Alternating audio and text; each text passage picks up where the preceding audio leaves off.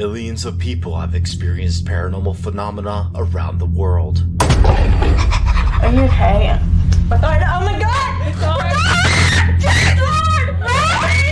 Most are terrified from it. Jeez!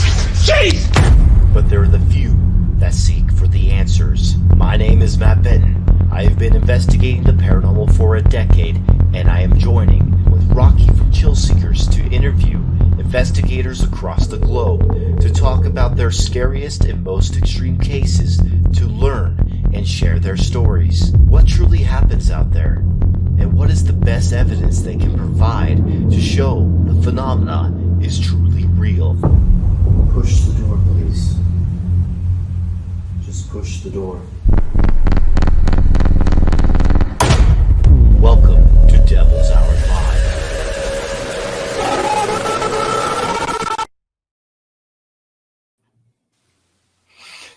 Hello, welcome to Devil's Hour Live. Today, what is that, Dwayne? This was found in a car. Oh my God. So I put some nice LED lights on it. I thought I'd show it off.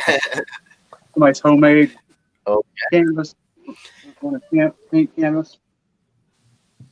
Well, today we have special guests with us today. We have Mike Ricksecker. I said that right? Yeah, you got it. Okay, cool.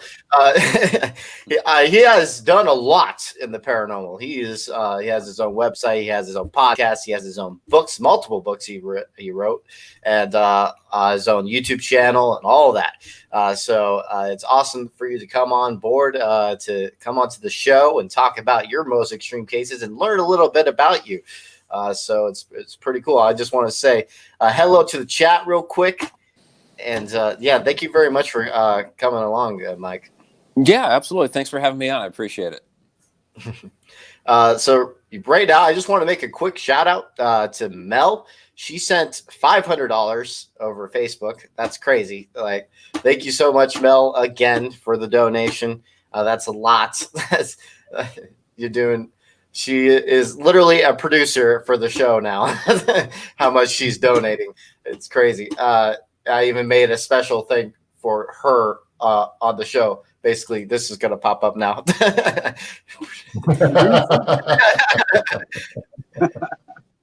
So, producer Mel. And so, yes, and we got Crow of Judas in the house. We got new people, too. Probably, I think some of you. And Crow thing. Tanya, oh yeah, of course you're there, and then Mikey, new people, a lot of new people actually. Hello, welcome. Please subscribe to the channel. That was our production. What do you say? We got quite a few on popping some comments from Facebook also.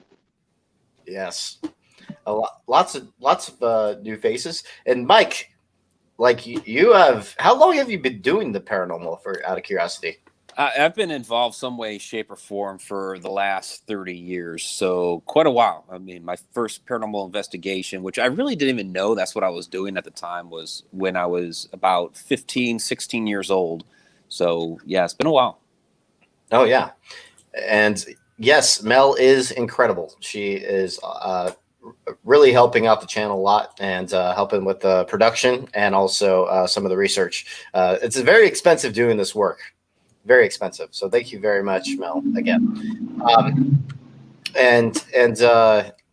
Yeah, she's a pretty good person. She's helped out a lot. So okay, so anyway, so basically you have. Like I said, you've written some books, and out of curiosity, you want to go into details about some of the books you've written? Yeah. Well, my most recent one, A Walk in the Shadows, is a complete guide to shadow people. So that's really my first significant paranormal experience, was as a kid with a shadow person in my room. And I had several others after that, especially as an investigator. I've had many interactions with shadow people, and over the years, as I was giving presentations, that was one of the topics that I would give presentations on. I'd get all kinds of feedback and people telling me their stories, and so that eventually became the book A Walk in the Shadows, which just came out this past January, but because of COVID, I haven't been able to tour the thing. So it's been great coming on shows like this so I can talk about it. Awesome. Yeah, we could get more in depth with it. That's cool. I didn't know that it was about shadow people. But that's like literally the reasons why I became interested in the paranormal, because when I was a child, I used to see shadow people all the time when I was young. And then I had my big experience at the Old Wash Show Club, which maybe that's it. I'm hooked. Something gets thrown at you, you get kind of hooked. You're like, whoa, this stuff exists. It gets your attention. Yeah. Yeah. But that's cool. Actually, I'm now interested in it. I'm probably going to go buy it now because shadow people are a big part of my life and a big part of why I'm here. Tattoo. And also, I literally got a tattoo. Oh, wow. Well, there you go. Shadow people. I love that. That's a great tattoo of Slenderman. Do they look like that to you when you've seen them? Similar? Well, I've seen a lot of different types of shadow people. So that's very similar to the first one that I saw, which was, what we would call a humanoid figure that's just tall, dark, standing in the corner of my bedroom. But there are other, people talk about the Hat Man. Yes. But there's also ones that might be rolling black smoke. That might just be like a wisp that darts across the room real quick. I've interacted with the crawler, which is, pretty creepy. So yeah, there's a lot of different types.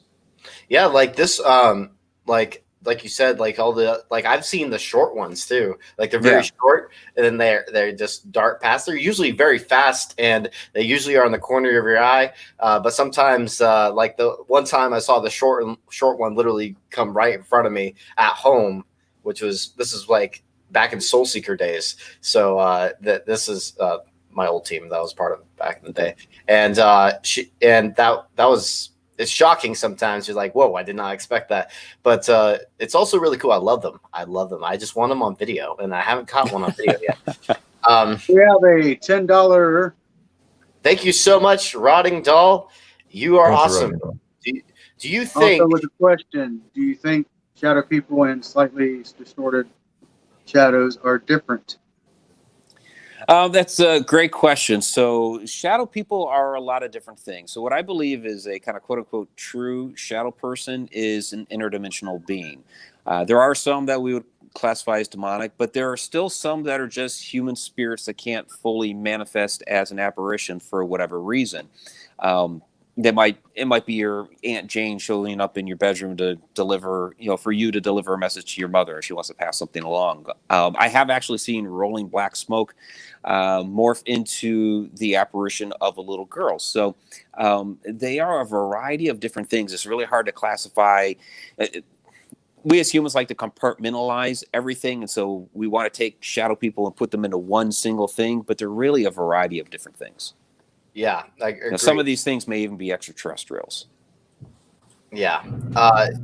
Julie just sent a PayPal money. Thank you so much for that, Julie. Thank you very much. Because YouTube does take 30% of your earnings. So yeah, that's very helpful. Thank you so much, Julie, for the donation. Thank you so much, Rotting Doll Girl. Thank you so much, Mel.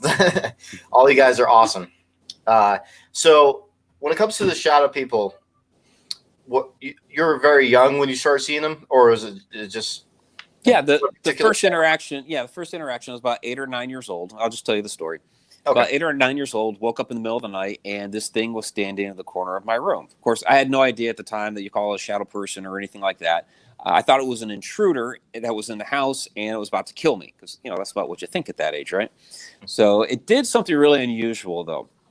It came up to my bed, leaned over, grabbed me by the wrist. I'm trying to scream. My mouth's open. Nothing's coming out. It grabbed me by the wrist, crossed them across my body like that, and then ran off down the hall. So I found my voice, found my legs, ran to my parents' room, told them what happened. They're trying to console me and tell me, well, you just had a bad dream. It's like, no. I was awake for this whole thing. That was the only interaction that I had with that particular shadow person at that age. But when I was 13, the house that we moved into, because we were moving from Massachusetts to Ohio, and while I'm unpacking boxes, putting things away and all that, I keep seeing something standing in my doorway. I turn, look, and it would be this shadow that would dart off down the hall. And I'd go back to doing what I was doing, and it would show back up in the doorway. And this happened, several times. finally, after a few days, I tell my mom about it and ask her, okay, are you seeing this too? Apparently she thought I was a little older and could handle it. She's like, yeah, I've seen that too, which was great because it's like, okay, affirmation of what I've seen. So it wasn't doing anything nasty. So I just got playful with it and called it Tom, like peeping Tom, because it was just like peep in my doorway. Hey, Tom. So I started doing that. Hey, Tom, how you doing? And that lasted like a few months, but then, kind of went away. So that was my first couple of significant interactions with shadow people. Yeah, I've always found them interesting. Actually, to be honest, I never really talked about my shadow people experiences too much. I just said I experienced them as a child. But yeah, like I used to see them all the time, randomly. Even at going to the store, I would randomly see them. I think as a child, I was a lot more sensitive to that stuff. Yeah. Or my brain was just playing tricks on me more. I don't know which one, but a little more sensitive. Yeah, probably. And because I'm a very scientific minded person, so I'm like always trying to find a rational explanation, even though I believe in this stuff because I've seen way too much not to. But it's always that side of me that's like, what's the natural explanation? But yeah, like the ones that are the corner of my eye, I'm like trying to figure out, was that my imagination? But the ones I've seen head on, like face to face almost. Not actually face to face, but you know what I meant. But like in front of you, that's the ones I'm like, yeah, that's not my imagination. I saw that literally in front of me. So that's really, really interesting. And they're usually very quick. Interesting. Yeah, a lot of them really are. Yeah. So if anyone has questions for Mike, we will go over those questions, just letting everyone know in the chat. Also, so let's go a little bit. So what got you into, what was that day that you decided, you know what, I want to actually investigate that? Yeah, my first paranormal investigation, I had no idea that's what I was doing at the time. My friend David and I were at our friend Lori's house, and we're just, like I said, we're about 15 years old or whatever, and we're just in her living room kind of shooting the breeze and, talking, teenage drama stuff. But at one point, Lori says, I think my house is haunted. I was instantly interested because I'd had those experiences as a kid. I'd been reading Hans Holzer. I read the Amityville Horror. My first reaction was, I want to go there and find out what happens. So I had an interest. So she starts telling us that, there's a family cemetery that's behind the house because it's an old historic house in the downtown of the town that we lived in. There's the cemetery back there and just an old creepy house. And she talks about how every time that she would tack something up on this one wall in her bedroom, that it would always fall down, whether it was like an hour or a day, a week later, whatever, it would always fall down. She couldn't keep anything tacked up on there. So we decided, okay, we're going to go up, we're going to take a look, we're going to investigate. And so, we're up there trying to put things on the wall, all that. My friend David, and I didn't know this about him at the time, he's an extremely sensitive guy. And he ended up putting his hand flat to the wall like that. And all of a sudden, he turned this bright, bright red and started sweating profusely. And I turned, I'm looking at David like, oh my God, what's going on with my friend? I'd never seen anything like this before. And so he started going like wall to wall in the house, touching all the different walls to see if there were any other hot spots like that. And that was the moment that I knew that, yeah, this is something that I'm going to be involved with for the rest of my life because this is absolutely fascinating. Yeah, what I love about the paranormal personally is that it's always something that like your brain, it always keeps your brain stimuli going. Like you're always intrigued. You never have all the answers. So you're always having questions. So it never gets boring. It's always interesting because you have more you want to answer for yourself. And you don't get all the answers, so it just keeps you going forever, pretty much. That's why. Absolutely. It's like the more we do this, the more questions we get than answers. Exactly, and it's like the only thing that I've actually stuck to the longest in my life when it comes to things I really like, and it's because that reason. It's something that you could always have questions for, and I love that about the paranormal. So, Crow Judas being funny, like usual. When it comes to, let's say, actually, what year was that when you started? Did you say that? I think that was 1990. Damn, been doing this a long time. Yeah, a little while.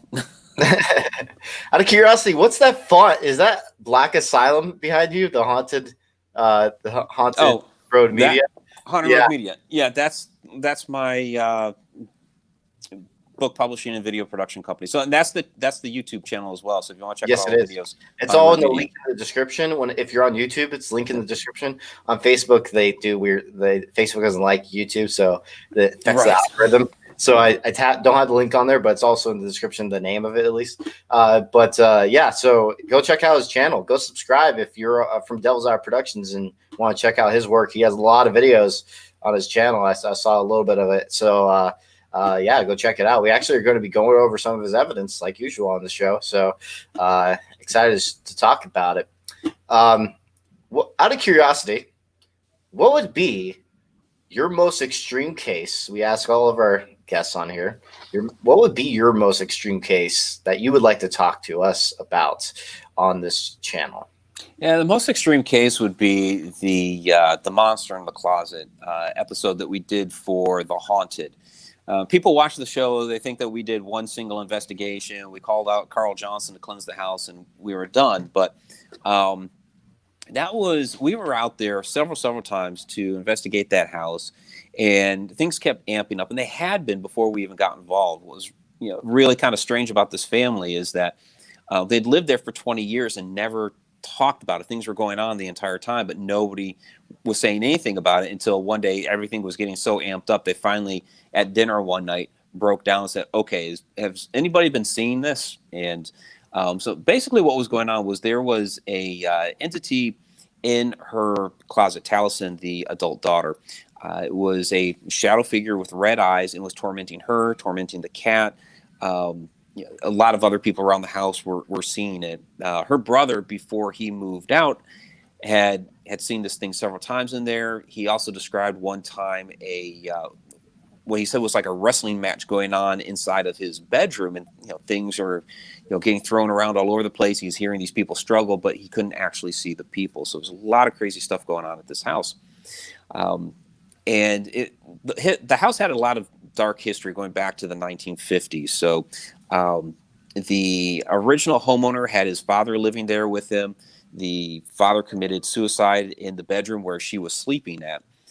There was another suicide that we couldn't confirm was an accidental suicide, but one of the local retired police officers told us about this. We couldn't find like a news article or report or anything like that to back it up. It's like, okay, this guy's a retired cop. I think he knows his stuff.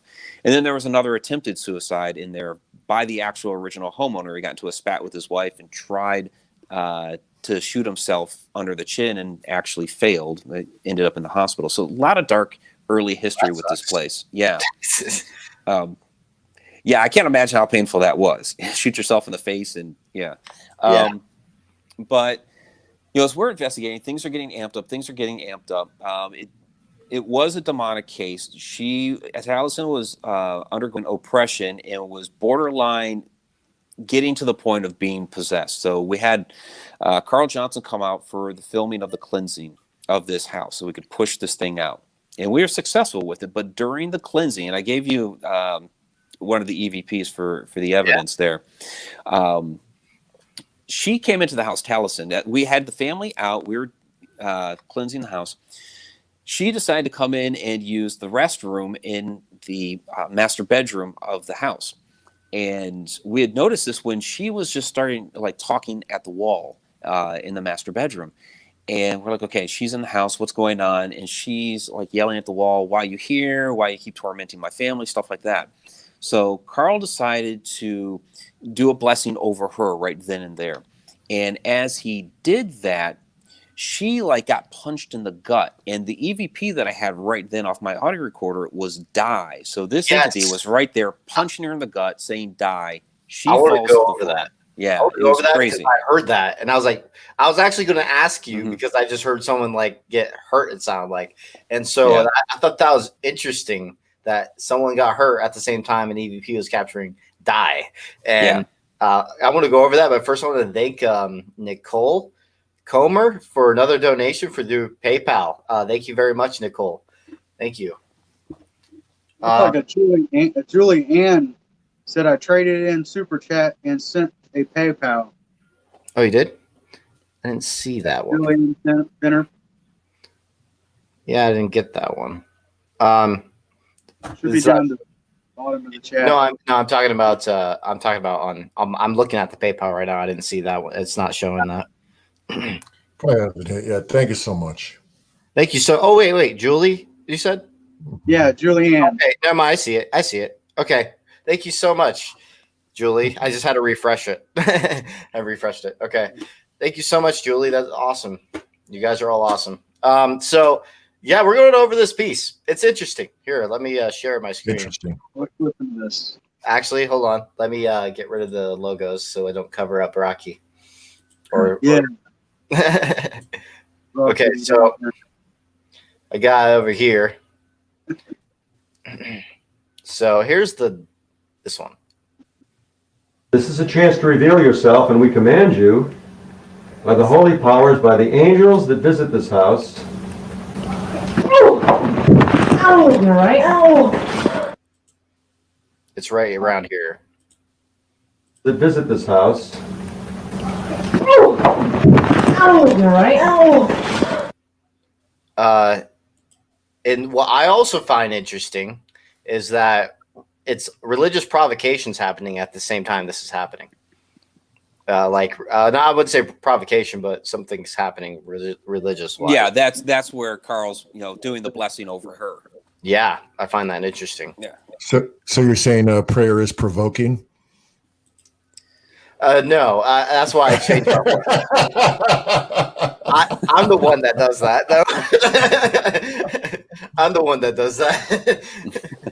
But for provocation, but because I don't do as many client cases. I mainly go to actual haunted locations to get evidence. That's the type of investigator I call myself. I'm an evidence collector more than a client investigator. So I've done a few clients, but I prefer. I feel like I'm better for evidence based off a last case we did with Dwayne, because literally someone's getting scratched on camera, and I'm like, prayer provoker. I want to record this. So I was like, I need to record this whole thing, even though, as you should be, probably getting the person out of there and stuff like that. But my first thing in my mind was like, record. And I'm like, maybe I shouldn't be doing client cases. So I'm like, but I did give her some advice. It worked for a bit. And, but after that day, I was like, maybe I should stick for capturing evidence, because I was thinking of evidence first than I was the client at that moment. So yeah, that was my issue. Sorry, but Tony, that's the investigation. It's on the channel. Very interesting case. But yeah. 1 second. I won't ever do on a client case ever. Yeah,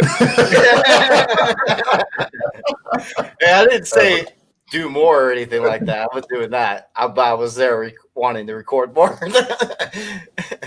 Oh my God. I didn't notice me doing that until afterwards, though. I was like, after I was reviewing the video, I was like, that's probably not the right thing to do. But yeah, funny. And also not so funny at the same time. Yeah, so what's you have some other footage here. Let me share the screen again. Sure. Which one would you like to go over out of curiosity? Whichever one you want to go over first. Let's go with what the thumbnail shows right now. So right now, this is at a school. It looks like is what it's titled as, Campsville School. Yeah, I got a few there from Campsville School. It's really a haunted little school, which is kind of interesting. But it's harder to see. It's hard to see that, which is why I have the enhanced version. So this is what I found interesting, because it does, like, when you first glance, I was thinking pareidolia at first, but then I noticed something though. I literally do see an outline, and this is the part that made it the most stand out to me, because because this, I could probably see that happening with this back wall, but this is the part, if you see the line going over this straight one, this wood piece or whatever this is right here, and then I actually saw in the original photo of something go over that. I was like, oh. Right. And so I was like, this is probably not pareidolia, because I'm very skeptical with this stuff, because I'm like, sure. And And then when I went over and tried to look over a little bit more in depth, and I was like, okay, this actually looks like something. This is interesting. So yeah, this you see the eyes, you see the face, you see a full body apparition, and yeah, you even see the hands. It's like she's carrying something. Yeah, it's like she's carrying something, or her arms are maybe folded there. It's a little hard to tell what, but they're definitely together there with something.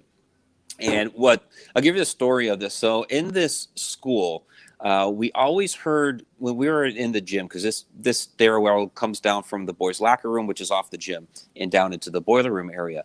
And we'd be out in the gym or doing something by the boys' locker room, and we'd always hear something coming from, down below. So we'd go into the boiler room, and there would be nothing.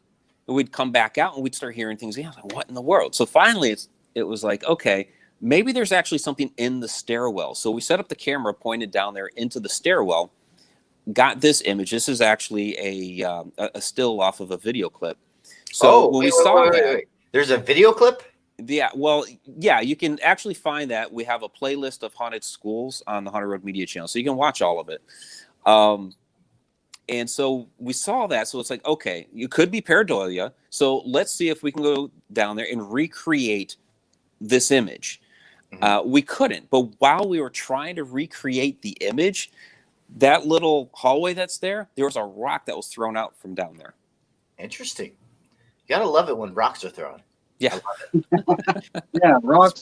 Speaking of rocks thrown, this episode, guys, right now, it's at 71%. It's on day 3 of rendering in 4K.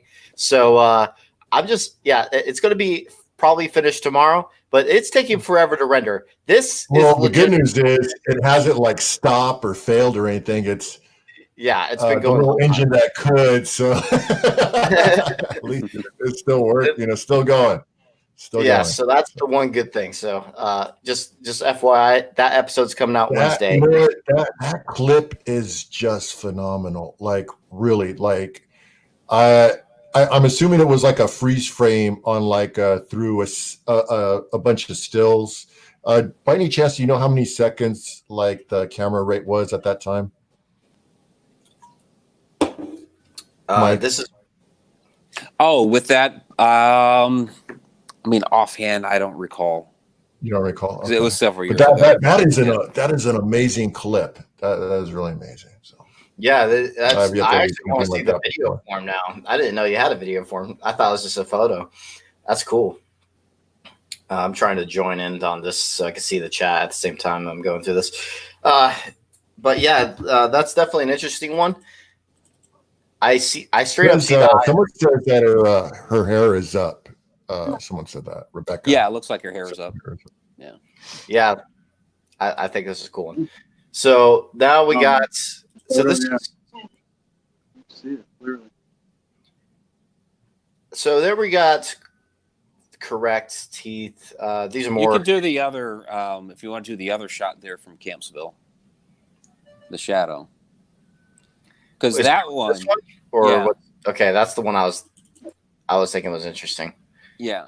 So that one, there's a video clip of that one as well, which you can actually see the shadow walking.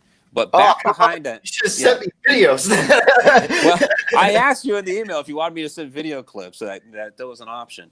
I didn't. Maybe I read that wrong. It's all right.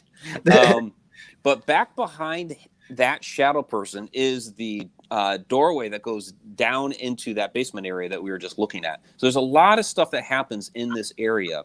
And in this gym here, there's a lot of back and forth. It's very playful. So we'd be over there by the doors because we'd hear something going on. And then we'd hear something across by the bleachers. This shot is taken from the bleacher section. And then we'd hear stuff over by the door again. So it was like back and forth, back and forth. And we finally got that shadow during one of our segments of filming. And you can see it in the video kind of walking across. You're lucky. I'm jealous. You got a shadow person. That's the only one. I know, right? Over all these years. So hard, and you've been doing it longer than me too. But like, it's so hard to get one. Like, I still 9 years, still haven't gotten a shadow person on video, and it sucks. Like, I want one so bad because that's literally why I got started into this, but I still haven't got one. And so that's the frustration. So I have a personal vendetta to capture a shadow person. I've already caught things moving on camera. I finally got that in 2017, and now I got it multiple times after that, luckily. But when it comes to a shadow person or a full body apparition, still haven't caught one that I could say definitively it is something. I've caught like 2 apparition pieces that are more, you know, maybe it could be something natural. So that's a little bit different, but yeah. So I'm jealous. You're lucky. I want to see the video form. Damn. Sorry, I didn't see that message in that way. Here we go. So this one was another interesting one. This one does look like, at first I thought it was a reflection from the mirror, but it's kind of shaped weird, and I don't usually see reflections shaped in that way. Is that a demon? Oh my gosh. Zach Bagans would think so. I don't know. That looks rather demonic. Totally. Yeah, very. Especially at the location. Oh, whoa. The quality just got better. Okay. Yeah. It's interesting. Yeah, it's a little white wisp. And what was interesting that night was, because it's Stone Line Inn, I've investigated there several times when I used to live in Oklahoma. So this was several years ago. And what was interesting about that night, usually we'd get like some mild activity at this place, but it was off the charts this one particular night. I was just doing, early on when I was doing a basic EMF sweep of the house to see, we got any hot spots. In the library, which usually doesn't get any activity, I'm just walking in front of the fireplace, and all of a sudden, like this huge wave of energy hit me. The meter spiking out to red. I almost passed out. I was like, what in the world's going on? But a little while later, as we decide, okay, we're actually going to start the investigation. We're walking through this area here is that's the entrance hall, and that set of drawers there, that bureau, one of the drawers was actually open a little bit. We noticed it, didn't really pay any mind, continued on into what they call the parlor suite, because this house, it's an old historic house, but now it's a bed and breakfast. So there's like a man with a top hat that's said to be back there. We've never seen him back there, but we go back there to investigate. And we weren't back there like maybe 2 minutes. We hear this slam, boom, come from the entrance hall. So we go back out there. And sure enough, that drawer and that set of in that bureau had been closed. So you see Johnny's got his tri-field meter there. I whip out the camera and boom, I end up with that white wisp. So we're around there for a few minutes later. Yeah, wisp. And we decide, the parlor suite was really too small for all of us. So we split up the group. A couple go back into the parlor suite. I'm leading a group up the stairs that's right there. And I get to like the middle landing. The other girl starts up, and between us from the wall, just boom, this framed photograph just crashes to the stairs and shatters. So it was like a span of about 10 minutes, all hell broke loose.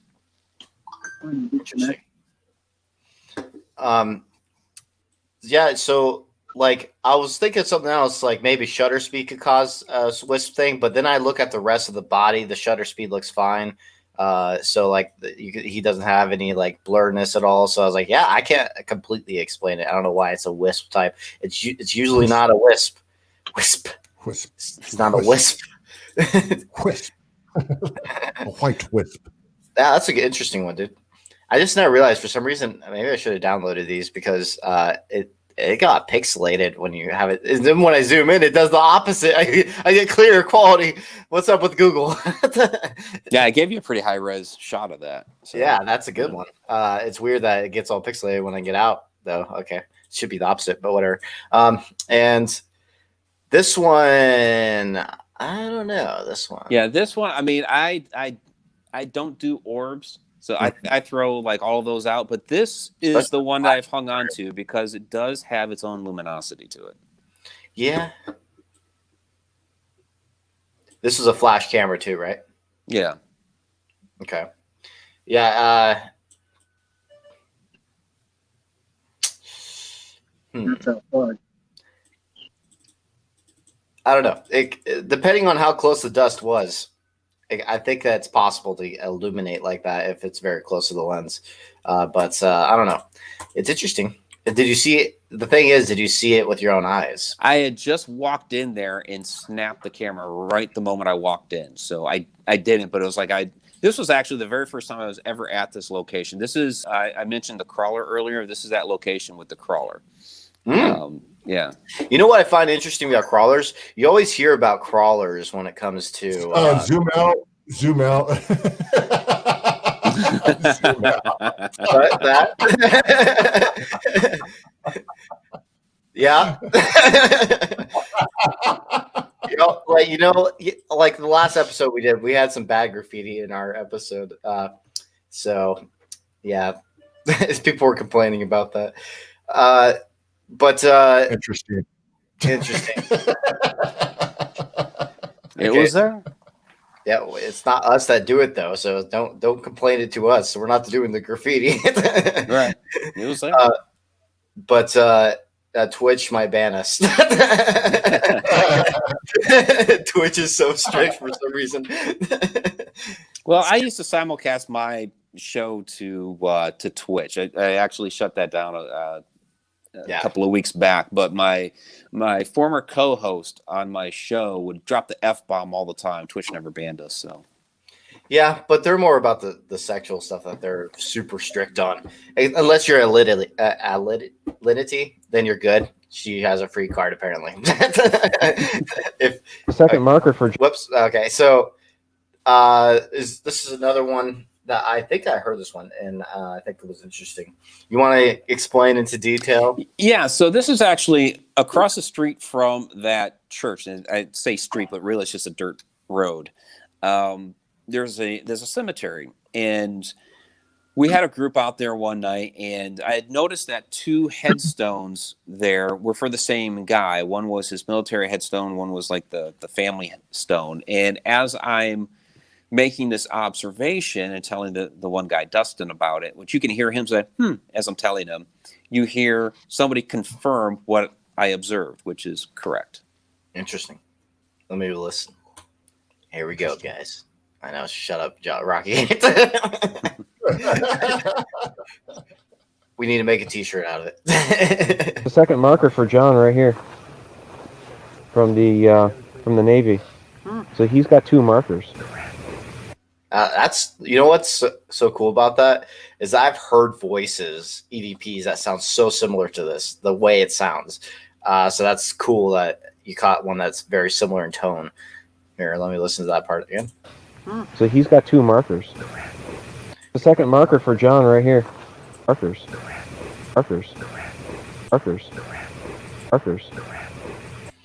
Interesting. I'm going to go with Loren, the Rent. I don't know, something like that. Okay. What do you guys do? I can hear correct too. I hear correct also. It can be a lot. The answer was it correct? Was that was that correct? Pun intended. Pun intended. Now we got this one. Actually, dude, I really want these video forms. Do you know what a video this is for the shadow? Yeah, the shadow is going to be one of the Campsville grade school ones. So there's like 3 or 4 of them up there. Already you go to subscribe. If you go to the go subscribe. Go to the playlist right now, and you'll find the Haunted Schools media. Go right now. Everybody on this channel, go subscribe. With this Black Asylum font. It's funny. The curse of being a filmmaker, you just know fonts. Yeah. So somewhere in one of those playlists in there, it's the Haunted Schools playlist somewhere down in there. Okay. Oh, you've been to the Conjuring House. I interviewed them. I'm actually going to be at the Conjuring House next month. Yeah, it was interesting. Just letting you know. Expect things to move on its own. Yeah. Well, I'm close personal friends with Andrea Perrin, so I know quite a bit about what goes on there. Yeah, she's cool. She's a nice person. Mm-hmm. Okay, school. I'm getting sidetracked. Let's create a playlist. Paranormal. It's going to be on their created playlist. You have to hit the more or whatever. Okay. Yeah, actually click on, if you go back up, click on created playlist on the words. Oh, okay. There we go. Yeah. Schools. Oh, shout out people.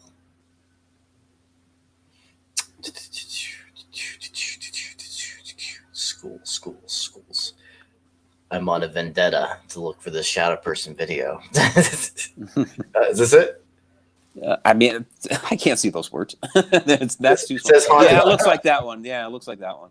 Okay. I'll open it in a new tab just in case.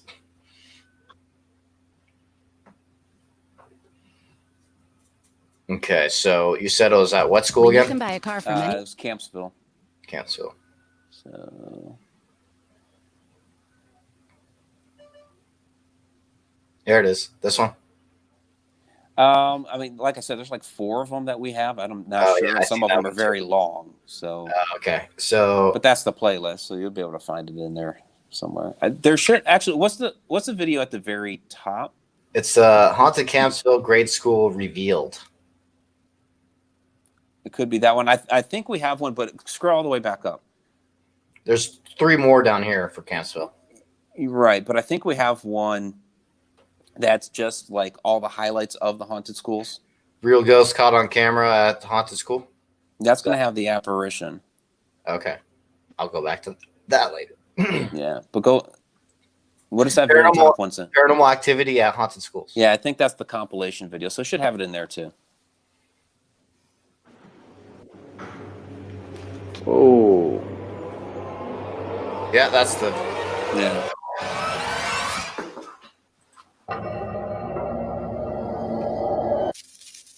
Welcome to Friday Night Ghost Frights. I'm author and ghost historian Mike Ricksecker. Explore with us. Tonight we're going to be talking about haunted schools and the paranormal activity that we have caught within these haunted schools. Whoa. Of course, many. I probably saved it for last. Never mind. It was a fade. I was like, I first thought it was an apparition. It was a fade. Oh, here we go. There it is. Yeah, there you go. Okay. Let's play it there, guys. We'll see video form. That's what I'm making. Okay. I appreciate you making the sound again, but I was in a different place this time. Can you stay in one spot and do that so we can find you? I'd like to talk to you. Oh my god.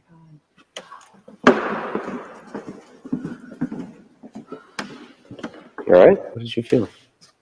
Well, I felt like I was going to throw up back there, and then I got a headache, and then I started coming towards this way, and the headache went away. Sounds like a step. I don't tell where it's from. It's going to come in on the left. Yeah, I want to turn off my light for a second. Over there. If I told you that I could already see you, would that make you want to hide as much? See, we didn't see it with our own eyes at the time. We saw it on the video later. Actually. Okay. Because right there's also a door right there, I see. Right. When I was watching a video form, it looks like a door over there.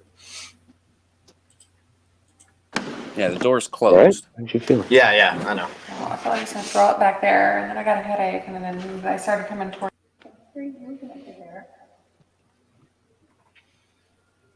Well, like I said, you can kind of see it walking a little bit. Over there.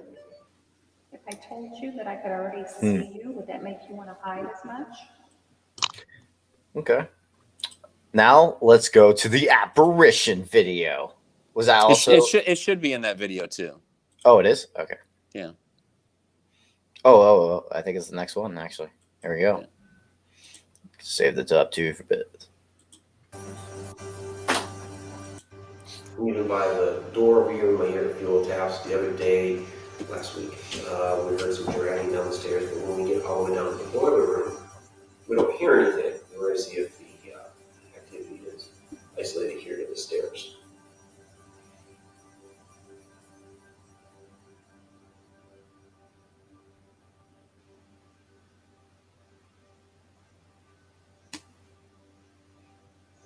At the end of this, you should get the That is set right here, about the here, pebble. right?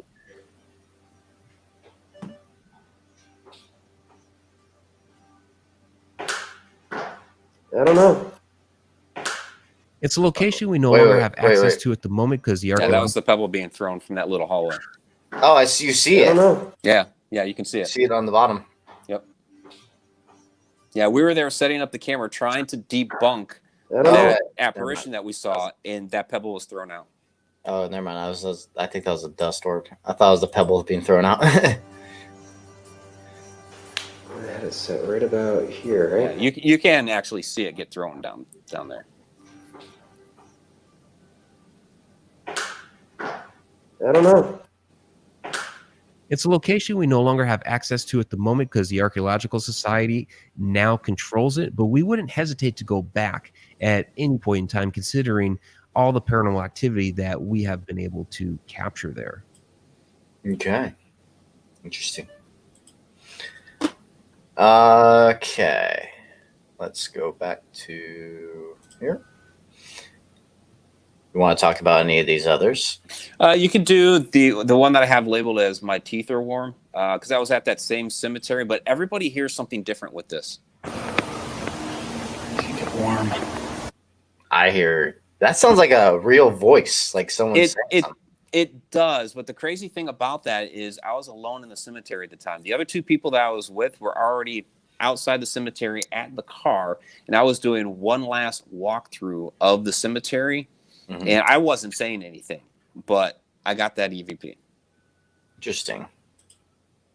Keep it warm. That's like class A. Because yeah, otherwise it does sound like somebody talking, but yeah, I was by myself in the cemetery at that moment. Very clear one.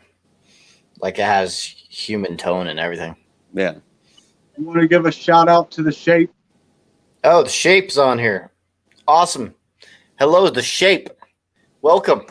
He's a debunker for other paranormal channels, which I appreciate because the channels need to be debunked out there. Yeah, he's on those videos too.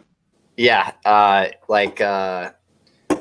we have a new one person that was just exposed recently. Oh yeah. And Okay, so this one you want to talk about first before I play? Yeah, that one we were just setting up for a paranormal investigation, and so you hear like some background chatter, but then you hear the couple of whispers: "We shouldn't talk. We shouldn't talk." And to me, it was basically because we're talking about what we're going to be doing with the investigation, everything. And to me, it seemed like, and to others in the group, that the couple of spirits that were there were conspiring. They weren't going to interact with us, which was really kind of interesting to pick that up. And sure enough, that investigation, we got like nothing. That investigation was otherwise dead, except for that. Interesting. Let's listen to it. Oh yeah. And he was the only dog and not barking. Yep, that's clear. I hear whispering. Only dog and not barking. Only dog and not barking. Trying to understand. You say we shouldn't talk. We shouldn't talk about. I don't know. I can't understand what it's saying completely. 1 second. He was the only dog and not barking. Yeah, I don't understand the actual words, but it's definitely clear whispering. That's cool. That's a good catch. Okay, let's go back here. Is there any questions that happened, Dwayne, when we were in there? They're just chatting amongst themselves. Okay.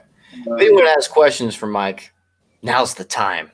You have him for another hour. an hour and 8 minutes. Actually, I don't think I told you the time of the show. Yeah, it didn't. No. Oh man, he's like, I was not prepared for this. Wait. You're Devil's Hour and you go for 2 hours? I know, right? Because sometimes we get some guests. Sometimes we get some guests where the conversations are like, "Oh man, it's too short." Like some really good conversations. And I was like, 1 hour is not long enough, especially if we're going into a case or a longer amount of evidence. Right. Like, it's it's no fun when that happens. But sometimes it feels like it's right. Oh, 1 hour is for this one. Actually, we can control whatever we want. So it's we don't have a paid time on Paranormal Warehouse anymore. So yeah. If you need to go, just let me know. I mean, top of the hour would be great, but if you guys got a couple questions, we can go a little past that. It's fine. Okay, cool. So let's go over some little questions from the people. I got a few questions. Yeah, Okay. Sure. Will do. Do you use any type of equipment when you go? Like, what's your favorite piece of equipment that you use to detect? It's interesting. I mean, over the years, I've acquired like all the crazy gadgets and gizmos and all that, but I always just go back to camera, audio recorder, flashlight, and a notebook. Those are always my go-tos. I mean, I might bring along an SLS camera or some other stuff, but I always just go back to audio recorder, camera. Yeah. Is there anything you feel that is there anything that you feel that doesn't work, that you feel that people use that like are using this? I don't believe in using the ghost box. I don't like them. I mean, Bird. It's rocket. It's kidding. There's a couple different reasons. Well, for one, they give me a headache, and I know they have the different ones where you can hook up the portal and all that. But and I actually have a video on this and why I don't like the ghost box. And I don't believe that ghosts speak in a radio signal, because for the radio portion of that to pick up from the transceiver, it has to be in a radio signal format, and I just don't believe spirits talk in that format. Now, if you could get them over the white noise, because that's just picking up it's a sound wave, so there is a little bit of electrical transference there, so it could pick it up off of the white noise, but you could just use a white noise box for that rather than a ghost box. Yeah, that's why So I actually hold on real quick. Then my question is this: you use an audio recorder to pick up EVPs, correct? Which is Right. Recording those sound waves, and these are manipulated through a form of sound. Okay. But- yeah, it's a sound wave. It's picking that up. Yeah. but recorders act a little bit differently. They have like a they have In fact, I would actually recommend it's difficult these days because good luck trying to find something to hook up to it, but a reel-to-reel actually works better because the tape is actually magnetic. Yeah, exactly. So there's that's a magnetic part of it, which actually is interesting because the electromagnetic fields, paranormal is associated with EMF, they say. And when it comes to like EVP sessions and it can be affected like that, it's like, for example, the shotgun mic is very susceptible to EMF and you get like interference and all that when you have like your cell phone next to a shotgun mic. So imagine if you could get an EVP through that more likely because of it being more susceptible to that type of stuff.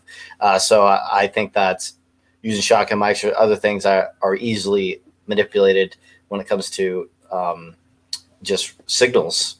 EMF, maybe a better chance. So here's my next question. So do you believe in demonic possession and any of those cases, like anything like that? Do you believe that there are like some types of energy that are more powerful than others? Well, yeah, I mean, I kind of already talked about that case that we had that aired on Animal Planet, the Monster in the Closet case. We brought out Carl Johnson. She got punched in the gut and all that. Yeah, that was actually a demonic case there. It's the only one I've ever been on. Demons they do exist. They're rare. I think television has made it, has kind of amped up all that and made everything seem to be demonic, which is not the case. So here's my point. It's just that you said it yourself. It's just that like we believe some spirits have a certain amount of energy that they could use. Some of them are more powerful than others. So it would be probable to say that to manipulate radio transceivers could possibly go that way, depending on how high the case is. I mean, if you had a demon that knew how to transmit as a radio signal, I mean, I just don't. I guess I have a hard time believing that they would know how to do that from the other side. The one that actually gets me more than that, because I mean, I get that some people could probably say, well, maybe they figured out how to manipulate all that. Okay. But the one that always gets me are the people that say, well, they're actually consciously taking the pieces that are going to come up and putting them together as a word. And it's like, yeah, well, they would have to, for one, they would have to know what was coming up, which would mean that they would know what, like the entire broadcast spectrum that was going to be playing and specifically take those pieces. No. Because me and Matt actually did like what was it? Like we would put a number and they didn't know what it was, and we'd ask what the number is, and then we'd get that number through the spirit box, which was kind of interesting. So that's, I don't know. Everything's, I guess, pioneering right now as far as like communication. I mean, you could also be getting it off the white noise off of that too. So that's why I'm like, white noise generator. And I've heard some interesting, like I'll give it a fair shake. I had some buddies of mine here in Ohio play a piece for me before, and they're like, I know we're using, a spirit box, but the voice that they got back, actually, when you listen close to it, it's like, that's not actually coming off the spirit box. That's somewhere in the room. It was like whatever was in the room was either reacting to them or maybe reacting to, the noise of the spirit box. And you could hear that as like an audible EVP. So that was really interesting. Yeah. I actually been wanting to do that more testing. I have my own 2 apps, Cynthia, ITC, and Solomon, where you do use white noise or frequencies to see if that they could use that for either talking through white noise or using frequencies to see if they could heighten things. Like I have. Here's another correlation that I haven't released yet, but I'll let this one go. If you ever notice when you do like find an EVP, and if you ever use like some of these, what is it? Basically, like a regular volume sound will be down here, and when you capture an EVP, it'll be like up here on the spectrum, right? So I just want to say, if you've ever done like a ghost box section with the same thing, radio frequency is down here, and spirit communication is also on the same wavelength, which I thought was interesting. So I wanted to also throw that out there. But actually, I'd have to look at that. But here's the thing about that. I want everybody's opinion. Go to my page, my YouTube page, and go to the spirit box session that I done. It's only a 30-second clip. I want everybody to hear that spirit box session. This was done in a reverse delay using an FM scan radio with no static, and I captured what I captured in a 30-minute clip with it saying my name right from the get-go. It's on your Facebook page? No, YouTube. Yes, Dwayne Nicole, I'm here. Huh? No, it's a funny comment. Oh. So you're on your YouTube page, you said. Okay. Yeah. I forgot. Yeah, I forgot you have a YouTube page. Go subscribe to Dwayne's YouTube page. What's the name again? Dwayne West. Oh, that one. Yes, Dwayne West, YouTube. Spell how I spell it. It's like on 14 of YouTube. So OMG. And it would be the first video I posted to the YouTube page. Okay. First video. Okay. With the Parabox. Yeah. Okay. Okay, now I'm going to share the screen. I got it. And let me get rid of this. I just want your guys' opinion, what you guys hear in it.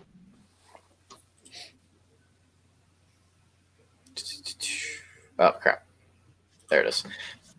Too many tabs. I like the way it looks. Hello. Sir? Who said my name?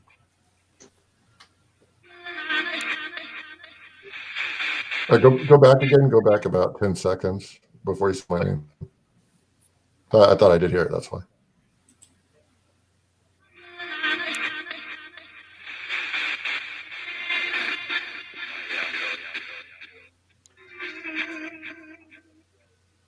That was weird. Right there, Dwayne. It's kind of. My name is literally said at the beginning of the clip. Starting at the beginning again. Oh, okay. Dwayne. And and I have it on a delay where it repeats. On a delayed when echo on a reverb. When it says something, it'll say it 3 times. I see. Yeah, you have it reversed. I like your box. It's pretty cool. Pretty cool. Well, that was a box I built for a person I was doing tours for at their location. I don't have that box anymore. They do. Okay. And the next video I done is I edited that video and added the text of what I thought it said. It says my name. Then I asked who said my name, and I had a woman come through and said Donna. And then I had a male voice that comes through and says, I am William. So there's my question, Mike. So say that these spirit boxes are getting direct results through where the location is at. You still wouldn't feel that. How would you feel?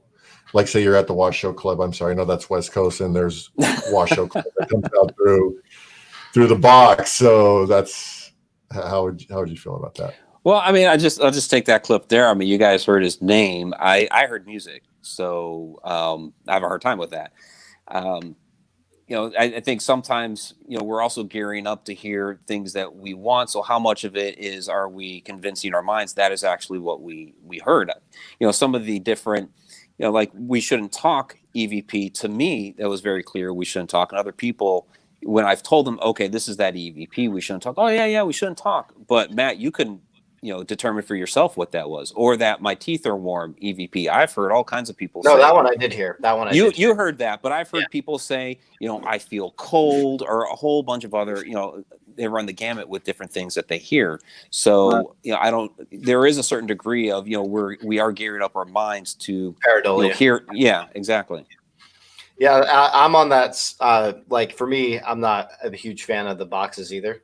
And for the same reasons, because there's a lot of pareidolia involved, and you can't cross-check it to prove like, oh, see this at this very moment, this radio station didn't say this. And so that's why I made apps the newest app to get rid of that. Roll my Chill Seekers clip. I want to know what Mike thinks about my Chill Seekers clip. Washoe Club. Washoe Club. Final, it should be Chill Seekers TV. Yep, let me get to it. Oops. TV. Please note that the box is everything in reverse.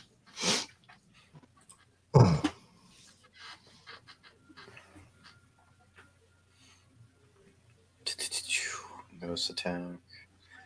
Old Washoe, where are you? There's Mackie. Oh, it's a Virginia City episode, isn't it? My name is spelled capital WAINE WEST. Oh, you're talking about? Oh, yeah. Shape asked how you spelled my name. Yeah. Okay, I remember that crypt. That's where the brick was thrown. It should be like around the 20-minute marker, so it's towards right before the doll. So I'm getting there.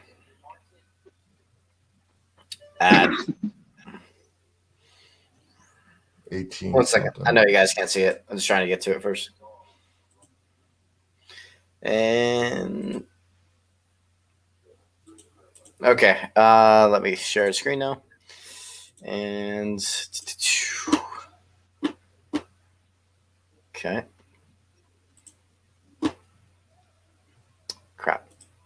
Nope. There we go. All those YouTube's links. Tabs. Okay, we're in this area. A little bit more to the right, I think. Can you see that? You'll keep going to the. No, that ain't it. Keep going all the way. No, keep going. Yeah. Right over here. It should. I think it's Washoe. It is the Washoe now. Okay. No, that's still Mackie Mansion. Keep going to This is not Mackie Mansion. This is the Or just keep going to the keep going to the right. Keep going to the right. Okay. Yeah. Yeah, I think so.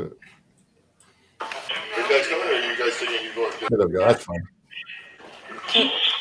Good. What was your resources out here?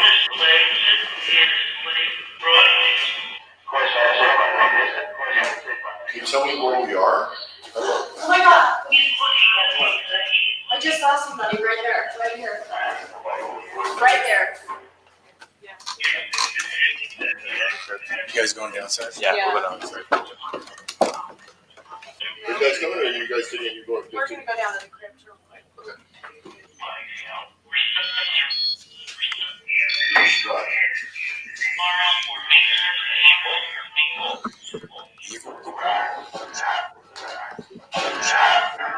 Did you follow us from the Mackey Mansion? Just want to go to the room 12. Yeah, we're gonna move on. Who stays in here? We are right here.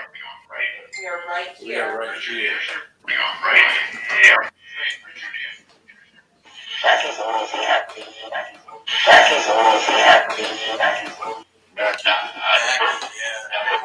Mackey building. The scriptures. Oh my gosh. What's wrong with us again with the scriptures of the Mackey building? We're getting some crazy responses coming through that box. I could just feel the energy. I'm getting goosebumps all over my arms. You're in here.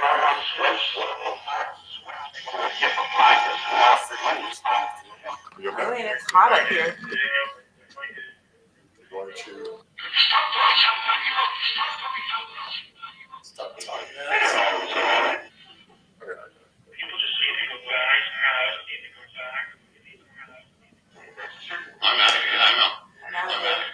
I'm out of here. Somebody's kind of like pushing me out of this room. It's laughing too. Something's around the corner. We should leave. Do you want us to leave? Stay here, it said. Why do you want us to stay here? Dude, I'm getting freaking goosebumps, man. We need to leave? Is that what this That's what I'm saying. I'm telling you, we need to leave. Don't listen to the box. We gotta go, bro.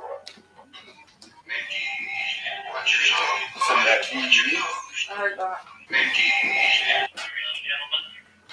There's a gentleman behind you. Did you hear that? Oh my god.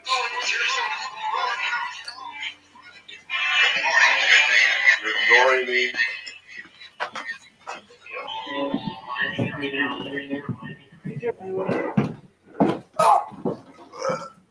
Oh man, I gotta get out of here.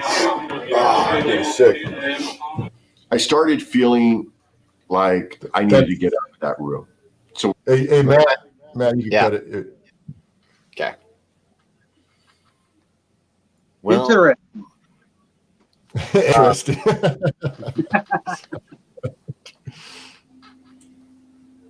Some of it is audible, and some of it is kind of hard to hear. Yeah.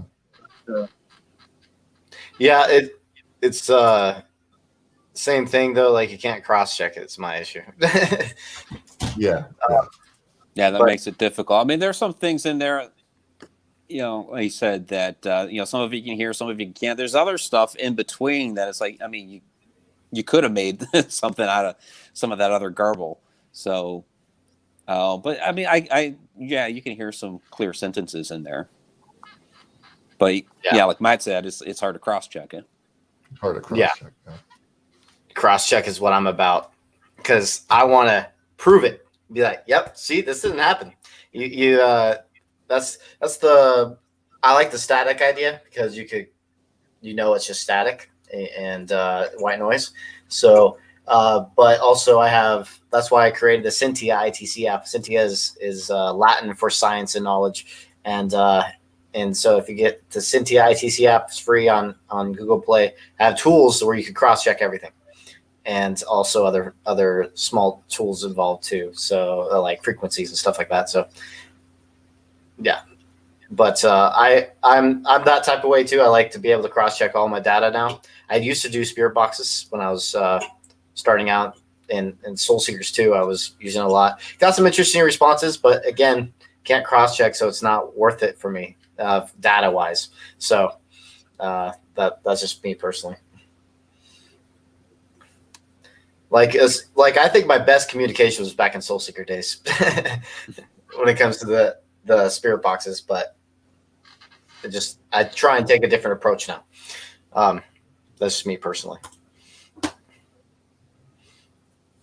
Yeah, I mean, I don't have a problem with people using spirit boxes. I mean, some of my best friends in the field use them, and it's like, okay, if that's the way you investigate, cool. I mean, it's my personal preference not to. So yeah. So what's one question? What type of audio recorder do you? The audio recorder that I have, it's a little. Do you use an old school tape cassette, or do you use digital? I would digital over cassette. Well, like I said earlier, with the cassette, you would have the magnetic tape, but I don't, because just trying to find something that connects to USB, something modern. I mean, I guess you can find it, but I just don't even deal with that. I have a little Sony digital audio recorder that I use. I didn't know if you had a certain audio recorder you preferred to use or not. I mean, I've been using the Sony for years. I think this is the second model of that I've had over the past dozen years, so they hold up pretty well. I like using 4-channel professional voice recorders for two reasons. One, I realize with lower quality voice recorders, you're going to get a lot more pareidolia with a whole bunch of different sounds, because the lower the quality, everything's going to get distorted to where you don't even know what that sound truly is. And that's why you get a lot less, they say, EVPs with the higher quality voice recorders. It's because you're able to hear everything a lot clearer. And this is my personal opinion, because I've done this test myself where I use a low quality voice recorder and a higher quality voice recorder. One of the voice recorders sounded like it caught an EVP, but then when I reviewed it on the higher quality voice recorder, I was like, oh, that's just that type of sound that just made it sound like a whisper sound on the other recorder, because it's so bad. And that's what my problem with the RRDR60 is with such bad quality. You're going to get a whole bunch of things that sound like voices on it, because the quality is horrible. And so that's just my opinion on. I don't like using low quality anymore, because you can't. A lot of things sound like voices on it, and so I actually want to do a video on that. I want to do a video on that one day, where I'm going to have a low quality voice recorder, higher quality voice recorder. You can differentiate sounds a lot easier. But I tested that at the Cosmopolitan Hotel back in 2015 with 2 different voice recorders, and I was realizing that you're getting a lot more stuff with this crappier audio. But that's just me personally. So how and also the RSVPR setup. Have you heard about that setup, Mike? I'm sorry? The RSVPR setup? I'm not familiar with it. So basically you get a 4-channel recorder. You get a 4-channel recorder, you have it hooked up to a shotgun mic, and you have a stereo mic. Both are recording at the exact same time into the same SD card. So if you get a voice, a EVP through the shotgun mic, but not the stereo mic, you're validating audio manipulation, because it's being recorded at the same time. You should be getting the voice and this on both sides if it is a audible with the human ear. And so if you get a unexplained voice on the shotgun mic but not the stereo mic, you just backed up audio manipulation for 2 reasons. One, it's like I said, it's being recorded as the same SD card. And SD cards, all video and audio, they have a media code data. If you look at the media code data, you know if it's a raw file or an edited file. So if you show that data of those 2 recordings at the same time, capture a voice on there, that's interesting. That's fascinating. That validates audio manipulation. And so it's not too many people or investigators are doing it. There's Paul Browning. There's Justin Brown. There's crap, I forgot his name. I forgot one of the other guys' name. And then Brownie. Brownie. I already said that. Paul Browning. But there's another guy, I forgot his name though. But yeah, there's not that many investigators doing that setup, and I feel like there should be more for collecting real data for EVPs. But yeah, it's an expensive setup. but it's worth it. In my opinion. Cool. I'll look it up. Okay. Yeah, I'll send you a video. There's a couple videos Sure. on. I find it very interesting and a good scientific way of getting validating EVPs. So comment here from Freaky Chick. I'm gonna pop that up. Freaky Chick on YouTube. Yep, I'm looking. Freaky Chick. So I do sometimes find correlations between. That's the correlation one. That's not a question. Yeah. Okay. I do think at times people try to find a correlation between what words come out of the boxes when there may not be any. I'm not saying that was the case there, though. Just my opinion in general. That's not a question, though. But yeah, that everyone has. Was it a different one, or is that the one that you're talking about? I guess that was the one I was talking about. I guess. Okay. Opinion. Oh wait, I got one from Twitch. Mine delusion. We don't get too many Twitch people, so this is cool. Does a place in terms of language, if you went to another place, would you get a message in that language, or does it depend on the spirit and choosing communicate? That's a good question, actually. Yeah, that's a good question. Well, do you want to answer? Yeah, I mean, I've been to some places where I speak a little German. Sometimes I'll go to a location where they're like, well, the person supposed to haunt here was, German, or maybe there was a German family that was there. So, I'll throw out a little German. I don't speak too many other bits of languages, but, you might have hopefully an investigator along that maybe speaks a little Spanish or something like that. So the language does matter because they're going to be, communicating in whatever their native tongue is. So that's why, you see some of the shows where they go overseas and they're trying to throw some English at the, some Romanian castle from, 1284. It's like, come on, they're not speaking English. Yeah. So that's why that's what I also think is a good representation. Like you go to another country, you're getting voices that aren't English. I don't know. Well, we don't know anything about spirits. Maybe they have more knowledge of things than when they're dead. I don't know. And but I also think that pareidolia, or like we are gonna listen for things in English because that's what that's our native language, right? That's our native language. So all the time when we're always going to be searching for that. So when you're getting a voice that you don't completely understand because it's a different language, I feel like most of the time people are going to be searching for the English ones or their native language more than their than a different language. But yeah, I think I've gotten an EVP one time at a Native American location. I could not understand the language, and that one was an interesting one. Are you okay, Rocky? Yeah. Well, You're just like my phone like this. I'm on my Samsung 10 Plus over here, so sorry about that. I thought it was funny. Scared the hell out of me live. God. Rocky. I should have done like this, Rocky. But yeah, so that was a good question. I like that question. If anyone else has any other questions at all, or unless you have to go, Mike, I don't know. Yeah, I mean, I can hang out for a couple more minutes, but I do have to finish up on a project tonight. So, okay. Yep, I can't even work on any project until this damn thing is done at 72%. You said it's been going a few days? Yeah, dude, I need a new computer. I do. Like literally, we were on here for hours. I mean, over an hour, and it's only 1% more. They said it was a 40-minute video. I know it's 4K, but still, I mean, that should not be taking you days for that. I mean, several hours, yes, but not days. But one thing, though, I have it set to where it renders it twice, and so it has better quality.